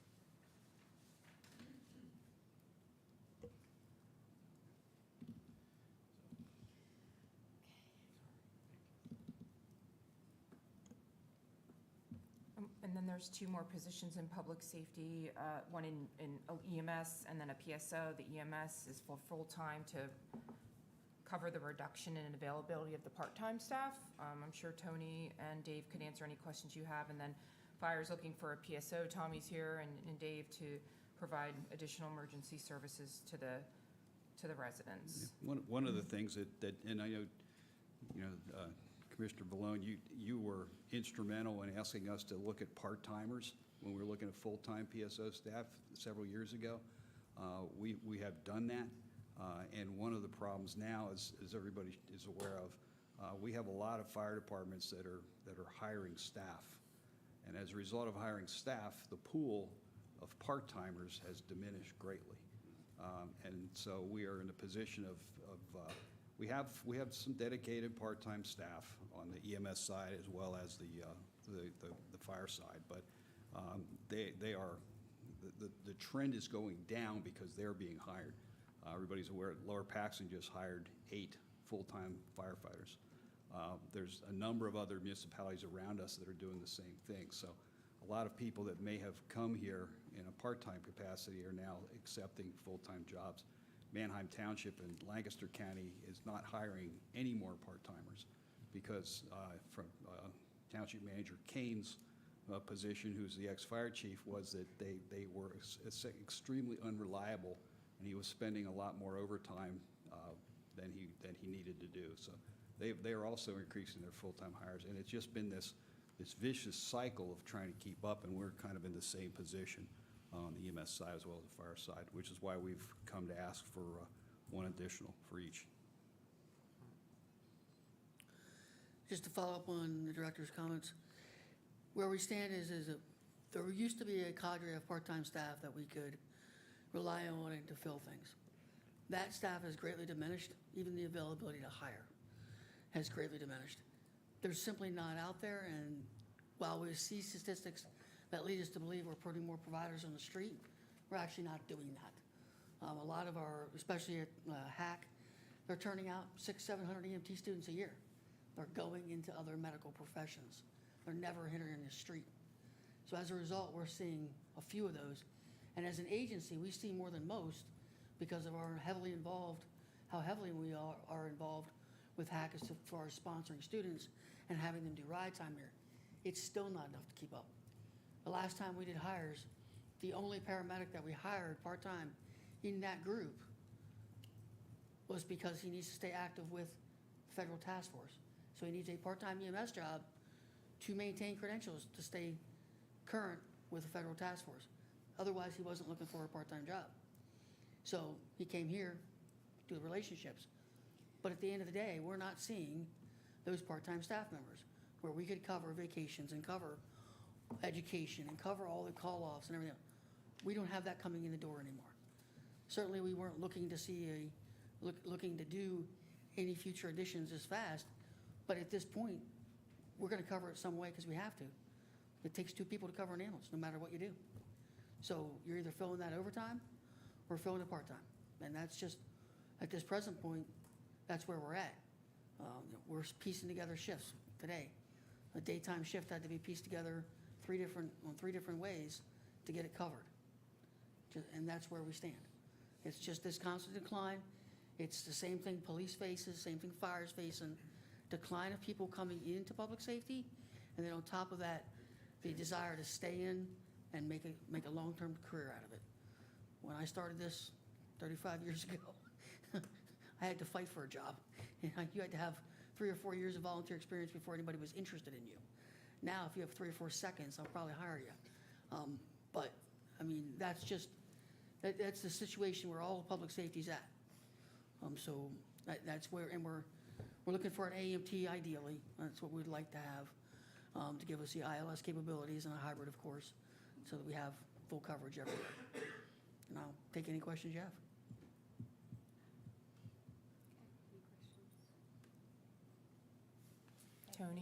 Tony, with the addition of a full-time, would you expect your part-time to decrease, your part-time hours that are budgeted? That are budgeted, yes. Yes, So okay. actually, that's in the budget. I think I already did reduce those, Okay, in hopes of getting a full-time person. But, okay, at the end of the day, we'll have to cover what we need to cover. okay. Thank you. Yep. And both these positions don't solve the problem. They just chip away at it. Because when we did a study, and the police study was the same way, there's a thing called either the relief factor or the assignment availability factor. And that's, if you need to fill one position, how many employees does it really take to do that? Well, in the police is more than just one, but it is for EMS and for fire, we figured out is 1.4. So you actually multiply the total positions you need. If I need to put a driver and a paramedic in one ambulance 24/7, and I need to put, a driver and an EMT in the 12-hour truck, you can do the math and see how many people you need. Well, they're probably down 7 full-time staff to cover that. So we cover that with part-timers, and we cover that with others. So this, like I said, just it chips at the problem. But it's significant to move it forward. But like I said, doesn't solve it. Chief?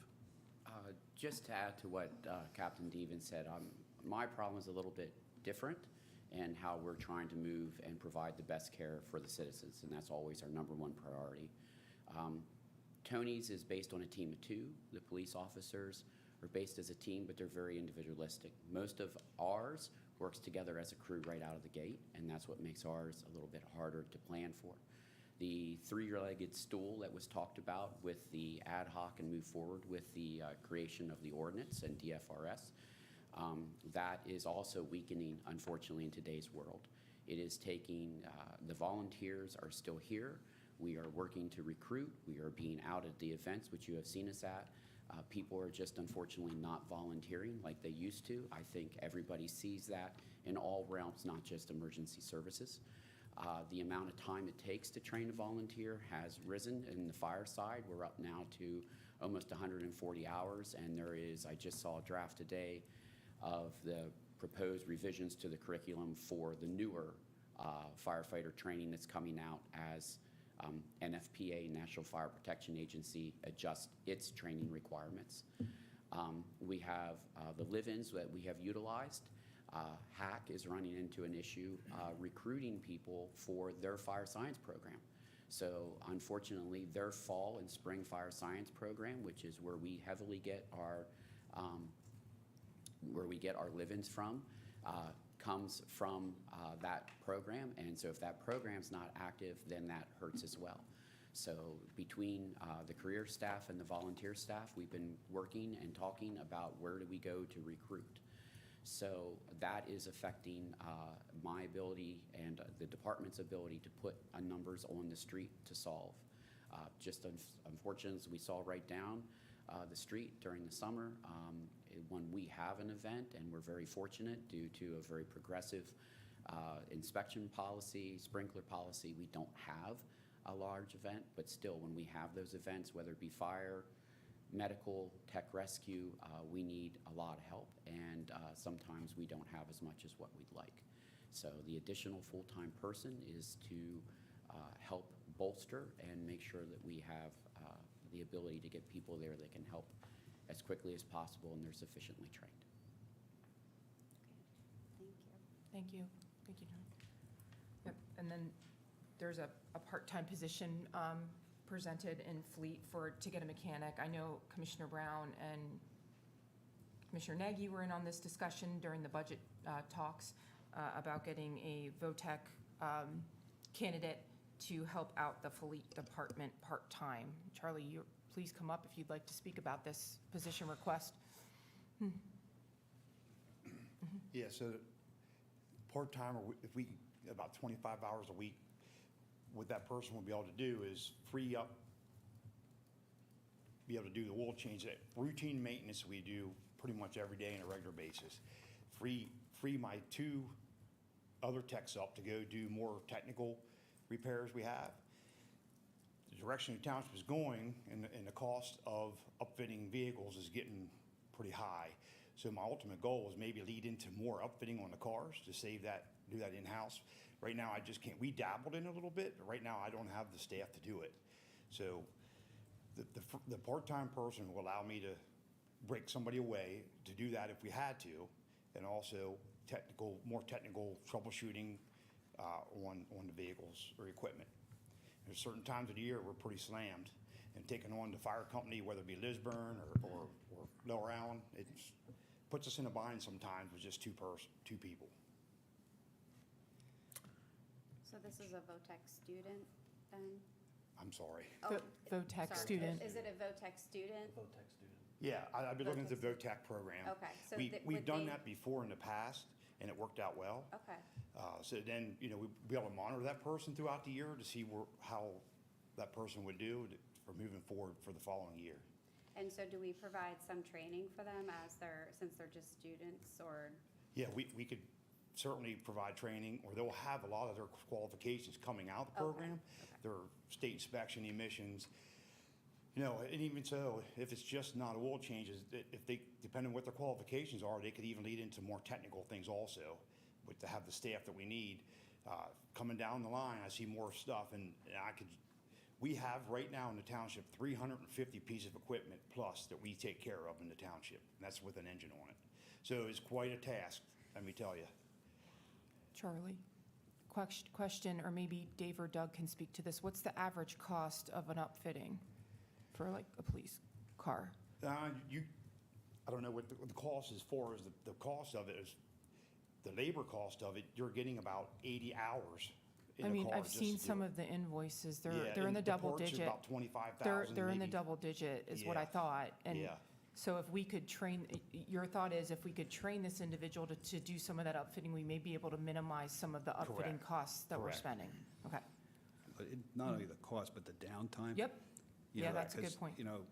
like most of what we're doing now with the police side is it goes down to Moyer, and they do a nice job, but the problem is you're takes a you're while. out of car Yeah, it takes a for while. Yeah. like a week, 2 No, weeks. To add to Dave's point is you Right. get a car, let's say we order cars, we have them sitting in March, well, we don't get them until almost the end of the year until they get upfitted, and now we have almost a full year warranty on a car sitting and it's not being driven. So trying to eliminate some of that downtime to get them back up and running, replace those cars when we need to. It is quite the undertaking, but I don't have the staff right now to do that. My guys are pushing to do it more, but I just pulling back the reins on them. They really want to go, so this would be an opportunity to get into it. I had a quick Sure. question. Go ahead, Charlie, the $30,000 number, does that factor in the part of the year after they would graduate and then come on full-time? No. Or is this just a part-time Just salary and part-time. benefits here? Okay. Would we be locking into bringing them on full-time, or would we have to approve that separately? That's what, that has been discussed. I'd like to bring them on full-time, start at 27, if this works out. Correct. Okay. All right. I think that would be a budget discussion question. Correct. Item for 27. Got Oh, it. got it. Okay. So All next right. fall. Yes. Is that, Okay. was that clear? I Okay. understood. I thought they Yep. were going to graduate like in the spring and then come on full-time in the summer. Okay, that makes sense. All righty. Thank you. Okay, thanks, Charlie.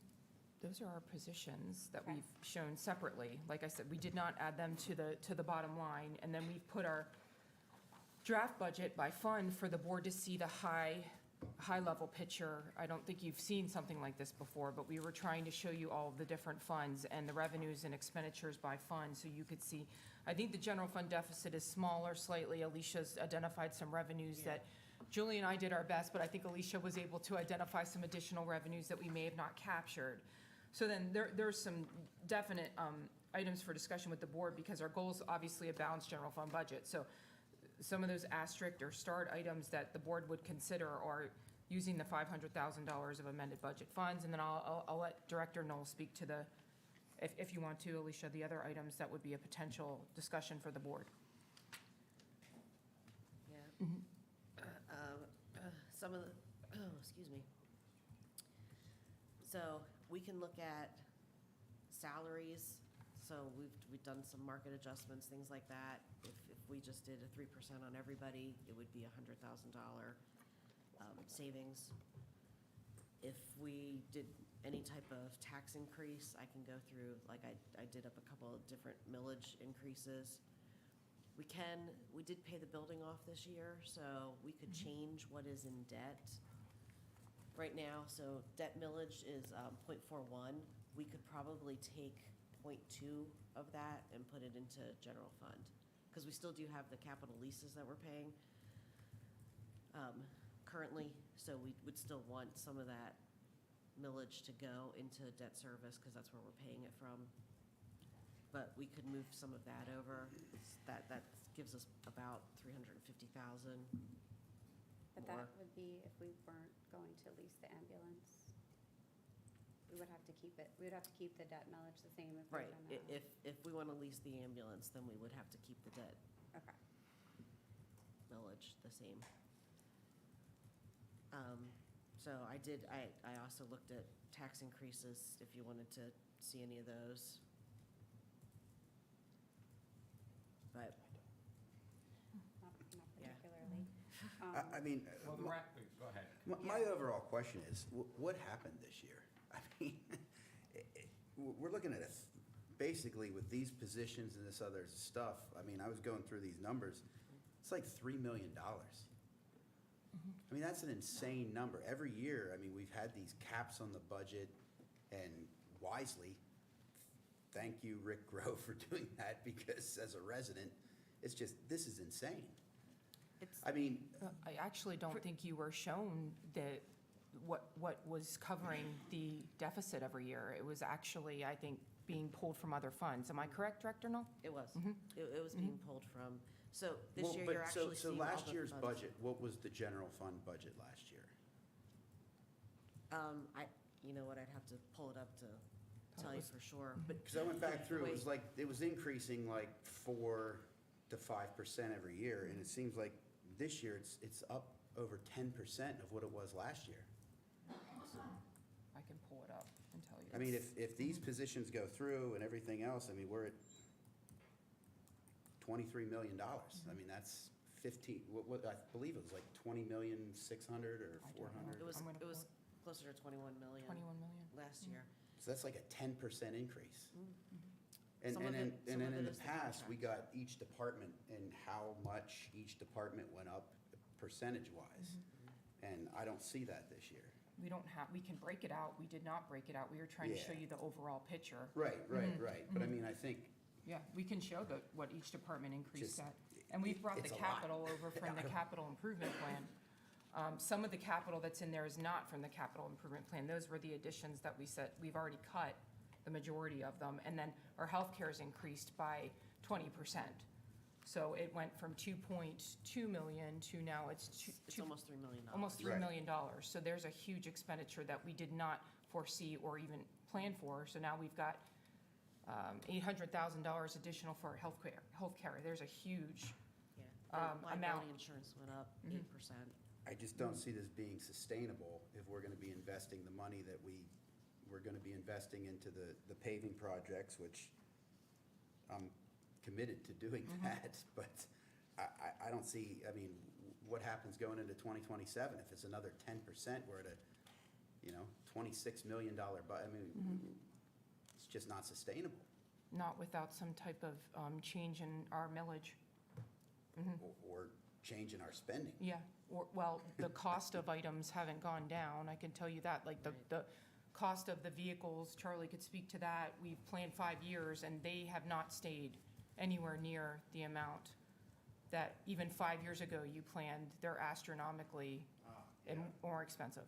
Yeah, they're going up every year, 3 to 5% Yep. every year.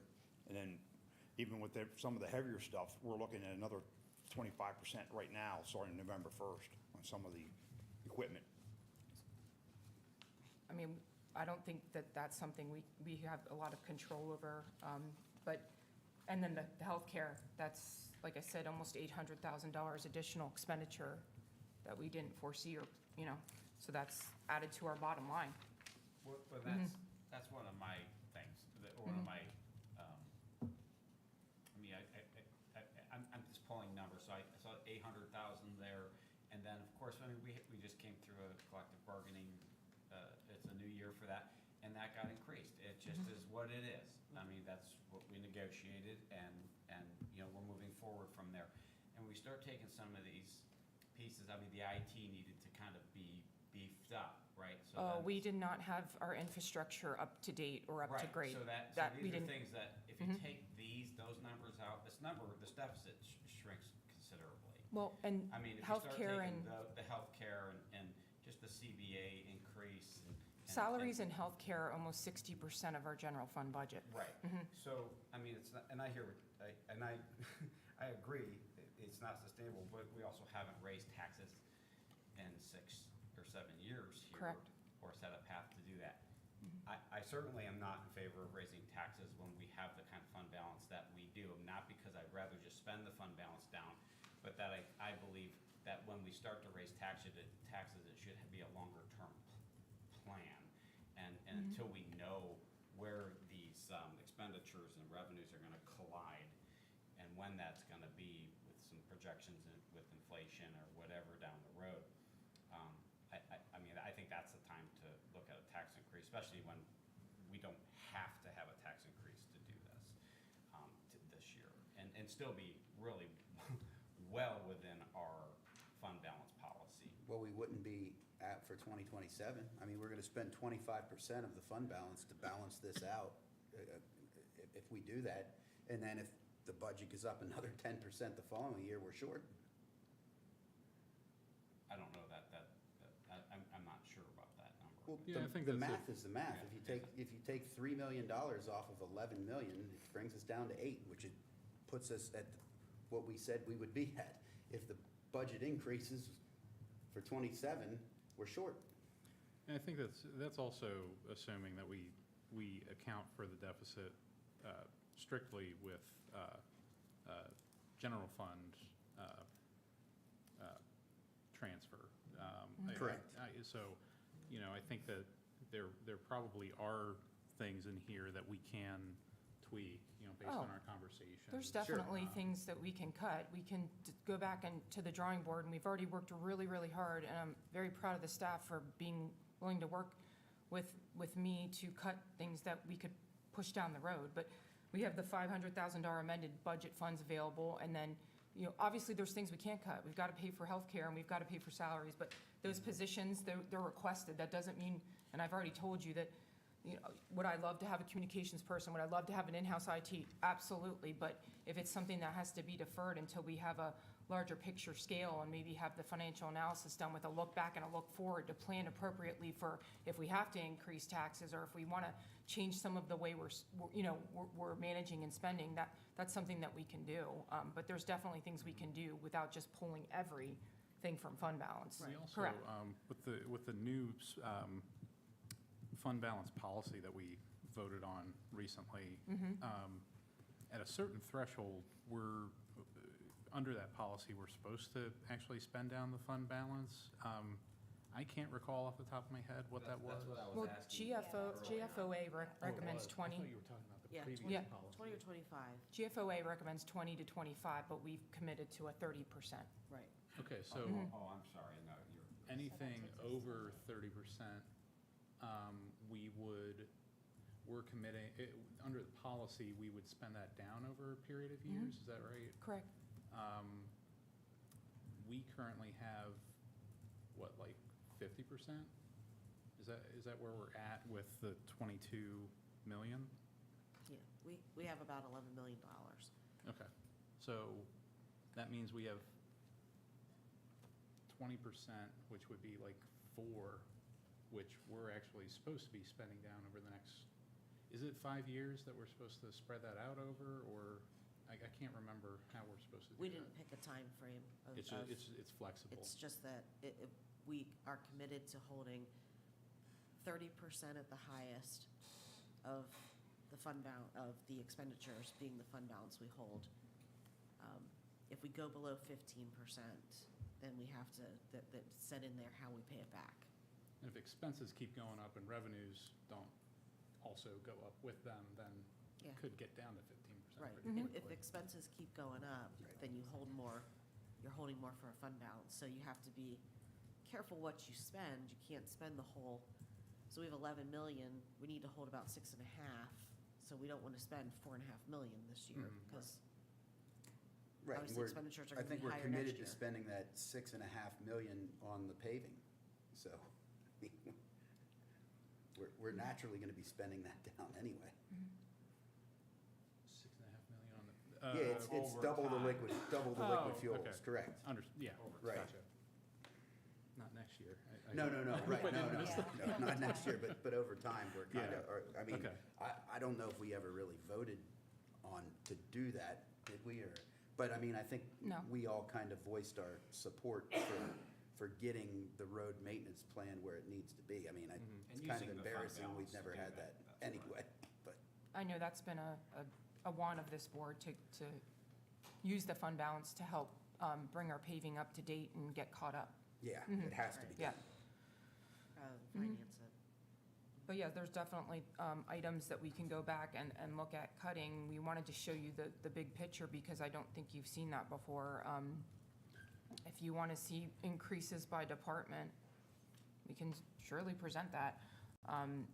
We thought we would show you the large picture so you could see where we're at to Yeah, date. no, and I appreciate that, I do. And It's we've just- consolidated a lot that, for example, Public Works had maybe 15, 12 cost centers, and we've Yeah.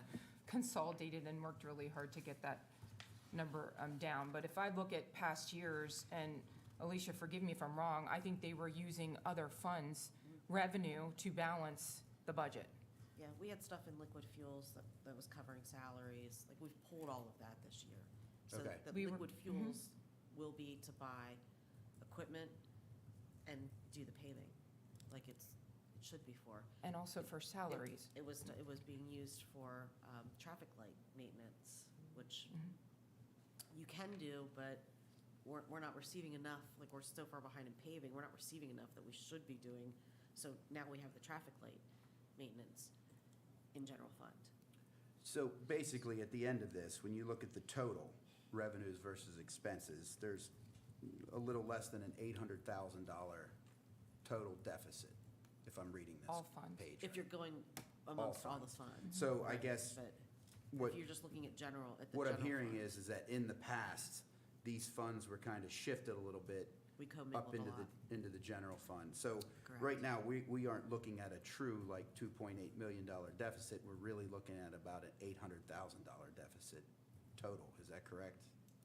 In the general fund, we are looking at a $2 million deficit. Yeah, if you mush them all together. Because now then- we've taken the other funds, we've made them separate, they're gonna be paying their own expenditures, and they're making their own Yeah, revenues. this is net now. And they're only gonna send over to the general fund what is done in the management agreements, which at this point is basically salaries for the work that's being done. We want to keep all the money in the silo that it's supposed to go to so that Sure. we don't, when stuff starts to get tight 5, 6 years from now, then we don't start robbing Peter to pay Paul, and then suddenly we don't know how we're going to pay to keep our traffic lights lit Yeah. or maintained. Putting salaries and traffic maintenance in highway aid or liquid fuels doesn't give you a clear picture of what your general fund is going to cost to provide those services, because you're using money that's gifted from the state, and it isn't guaranteed every year. You want to show those costs in your general fund, because that shows you the true expenditure you need to pay for the services that you must provide.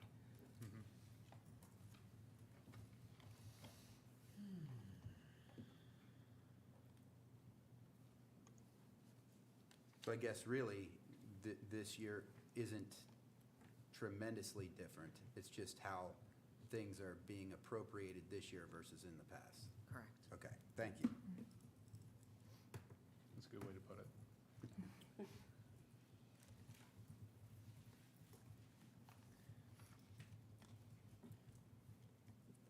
So do we want to hear the options and how they would be incorporated? Like, obviously, there's the 500,000, there's, there are things we want Alicia to be able to show us. If we're not going to pull all of it from our general fund, where else are we going to? I'd like to hear about options. Yeah, if, I think that would be helpful. The millage, like did you want to hear tax increase monies, or? It sounded like you had prepared options, like a range of options, if, I just looked at different levels of millage increase to tell you like what an increase could potentially bring. I'd be interested in that if that's okay. I'm not saying that I'm. No, you have every right to hear it. I like to ask questions, even when I'm not necessarily proposing what I'm asking about. So I would rather just have the information so that we can make a more informed decision, if that's all right. I know I can ask questions that seem like they're out of left field or going down a No, certain that's avenue certainly a sometimes. very but- legitimate question to be asking. And if you can maybe just give us like a couple of examples of the millage and what that would yield. Yeah, the highest I did was $0.5 mil. I didn't go higher than $0.5 mil. What was the lowest you did? I did 0.1 on the millage. And what did that yield? So the 0.1 in millage would give us about $385,000. 385. The 0.1 would? Yeah.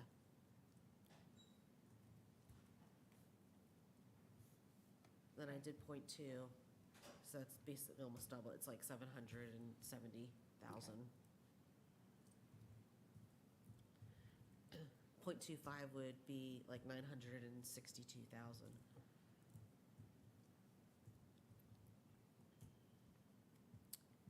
Point three would be 1,154,000.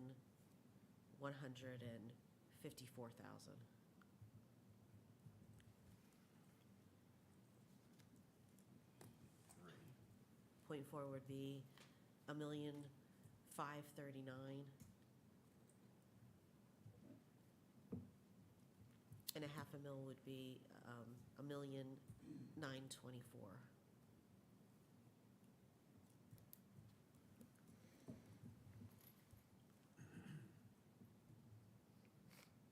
And then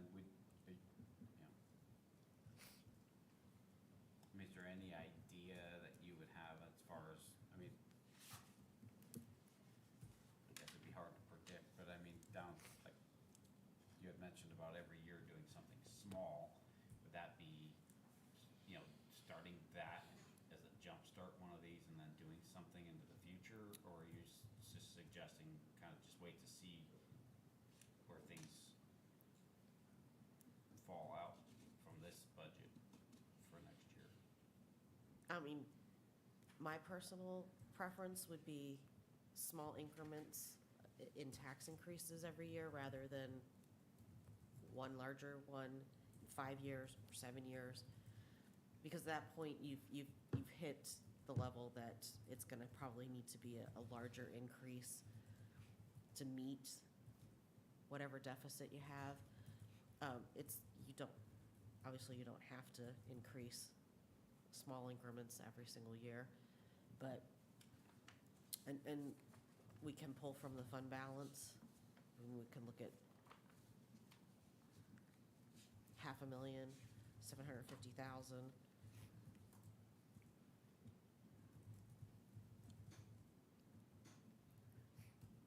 I mean, in listening to some of the presentations tonight, there's probably still stuff we could cut,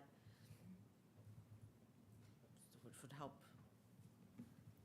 I was trying to put some of that in so I could see. Yeah, I think it would be helpful to sort of do a hybrid of these options together to see, you know, different scenarios and what that would look like. Like using a portion of our general fund and Yeah. the 500,000 from the amended budget available funds. We could, We'd go- have to we make could, decisions, I yeah, guess. we could go back, we could even present this on the 27th. Alicia and I could go back, also talk to the director, see what remaining capital we can pull, and then give you a couple different options and scenarios. If we use the amended budget, if we're pulling in from fund balance, if you want to do, see what the millage increases, so we could give a couple different scenarios after we go back and meet with our staff. Yeah, I think that Mhm. would be helpful to get just, you know, a vision of what that would really look like on paper. Okay. I don't know, what do you guys Mhm. think? I think that would make sense. Yeah. It's sort of hard See how to- we actually get to Yeah, covering the deficit Right. would be great. yeah, different options that you would recommend and that staff would recommend in terms of the requested items. Okay. And then, I mean, are we, And there's decisions we have to make tonight, Mhm. which Yeah. are the police officer hiring of the 126,000 Correct. and the ambulance decision. Do we have to decide whether or not we're paying for it with cash and, or leasing it tonight? Or do we just have to decide if we're Yeah, I think you need to just decide if you're, willing if to we're move moving forward with it forward at all? with it. Okay.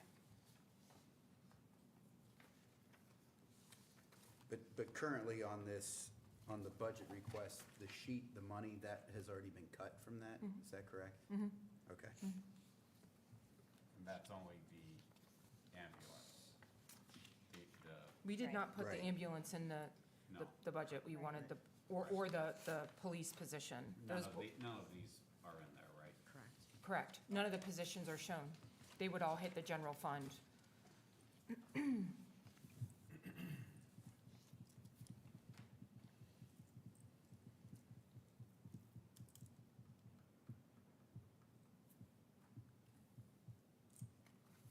Okay, do you want to take the police officer first? Police officer decision first? So the 126,000 would increase our general fund deficit, but it sounds like based on the presentations of Director Hall and the captain, it seems pretty critical to increase our staffing. So does anyone have any thoughts on that? I would tend to agree. Yeah, I don't really see that we have a choice moving forward, and I think that we should plan for the increased demand in the future too. Not do that this year, obviously, but Mhm. when we start thinking about forecasting out. Okay, so do we need to take formal action? Mhm. Okay. Madam President, I'd make a motion as part of the 2026 budget to hire a full-time police officer. Second. Okay, I have a motion from Commissioner Brown, a second from Commissioner Schwartz. Any further discussion? Hearing none, I'll call for the vote. All those in favor, please say aye. Aye. Any opposed? Motion carries 4-0, and that item will be incorporated into our budget. Okay, so we'll move to the decision on the ambulance, and I understand we don't need to make a decision in terms of how we would be paying for it, just whether or not we are willing as a board to move forward with acquisition of the fourth ambulance.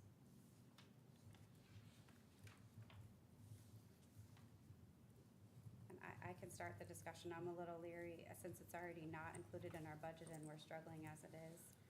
I'm a little leery to pay with it, to pay for it with cash, but I would be, I think I would be amenable to exploring the lease option to cover our service needs. I agree. Same. Yeah, definitely. I think the need's there, but the lease option seems to be the least impact on the budget. Okay. And my question, I guess, Director Hall, moving forward, if we were to pursue a lease option on this, do you see us kind of transitioning as we upgrade the ambulances, leasing all of them? I don't know if it makes sense if we. I think it might make sense. I think what you do then is instead, because what's happened in the past with all capital is you have a need now for $300,000, $400,000, and it causes that year to go up this ramp, and then it falls off for a year or two, or however long it is, and then it goes back up again. So what the lease option does, which the manager and the finance director has mentioned, is it kind of doesn't level it out, but it's a more of a gradual trend, because you're paying for it on a year-by-year basis with known money over the lease. So it is helpful from a finance perspective, I would believe. But I would yield to Alicia to basically say yes or no on that. It is. It would even out. I mean, if we don't want to take out the cash, which I don't think at this point we should, it would even out the debt payment. We would know. We could budget for it. And I just can't remember, for the ambulance that we just ordered, is that going to be leased, or did we not make a decision on No, that? that is going to be leased. It's That going to was be leased? decided. Okay, okay. And so is there a way to and probably, we've already said this probably in different ways, but I feel like, is there a way to be spacing out these leases and these Yeah, purchases? we Like, actually- Or could we be presented with sort of a plan Yes. with the timing of those so that we can wrap our brains Right. around it Yeah, a little we're bit? trying to get over the hurdle Right. right now. But yeah, that's certainly part of the planning is to, have a replacement plan. Right. Once we have 4, you can plot that out over a period of time. I think Tony's already worked on like a 20-year program. Right. So that would be part of the discussion in the future. And we could vary the leasing periods, so like, I don't remember what the one we just leased, like how long that term was for, but if we made this one either shorter or longer, then it would be, The current one is 3 years. 3 years. Yeah, So and if we did- we're doing it as an annual payment, so it's a one-time payment every year. Yeah, just something to think about. I'm in favor of the leasing mechanism. I just think I'd like to see it sort of looking into the future in terms of the Yep. replacement issues. We agree. Yeah. Stating the obvious, but. Okay, so would you like official action on that? Yes, please. So, Madam President, I'll move that we authorize the leasing of an ambulance as part of the 2026 budget. Second. I have a motion from Commissioner Schwartz, a second from Commissioner Vallone. Any further discussion? Okay, hearing none, I'll call for the vote. All those in favor, please say aye. Aye. Any opposed? Motion carries 4-0. Okay, with those 2 action items, are there any other action items from the board or any other discussion that we need to hold tonight while everyone is here? And I just want to say thank you too on behalf of the board. Thank you so much for attending our meeting tonight and being available to answer questions. We greatly appreciate it. There's no other items tonight. I do want to thank all the directors and department heads. I know this has been a new process, and the board as well, so I appreciate your input and involvement. I do need to thank Julie Echterling. She was a huge help to me, and I wouldn't have been able to get this information to you without her.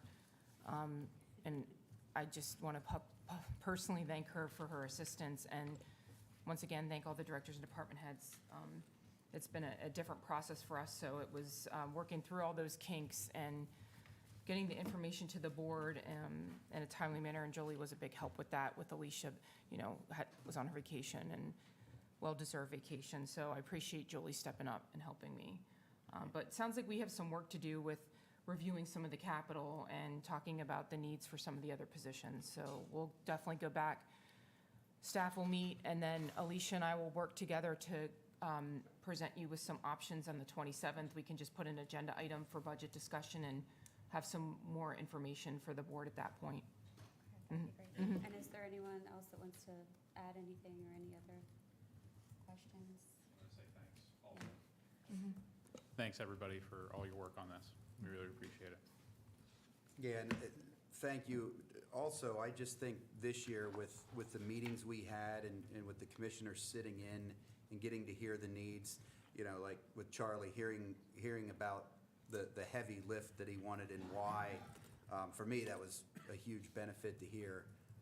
So just things like that along the way. I'm sure the other commissioners got a lot of meaningful information in their meetings, and it just makes it easier for us to approve spending the money and probably taking it on the chin a little bit from some residents when we spend that much money, but it makes it easier for us to do that, so thank you. Yep, and I would just like to say the same, thanks. The process was really good. I like getting the information. I like sitting in on the public safety side of things. That was good. Vice President Nagy and I were there for those. It was really informative. But I would just say, yeah, I mean, this was inevitably gonna, I mean, eventually, you know, we're gonna be faced with this challenge.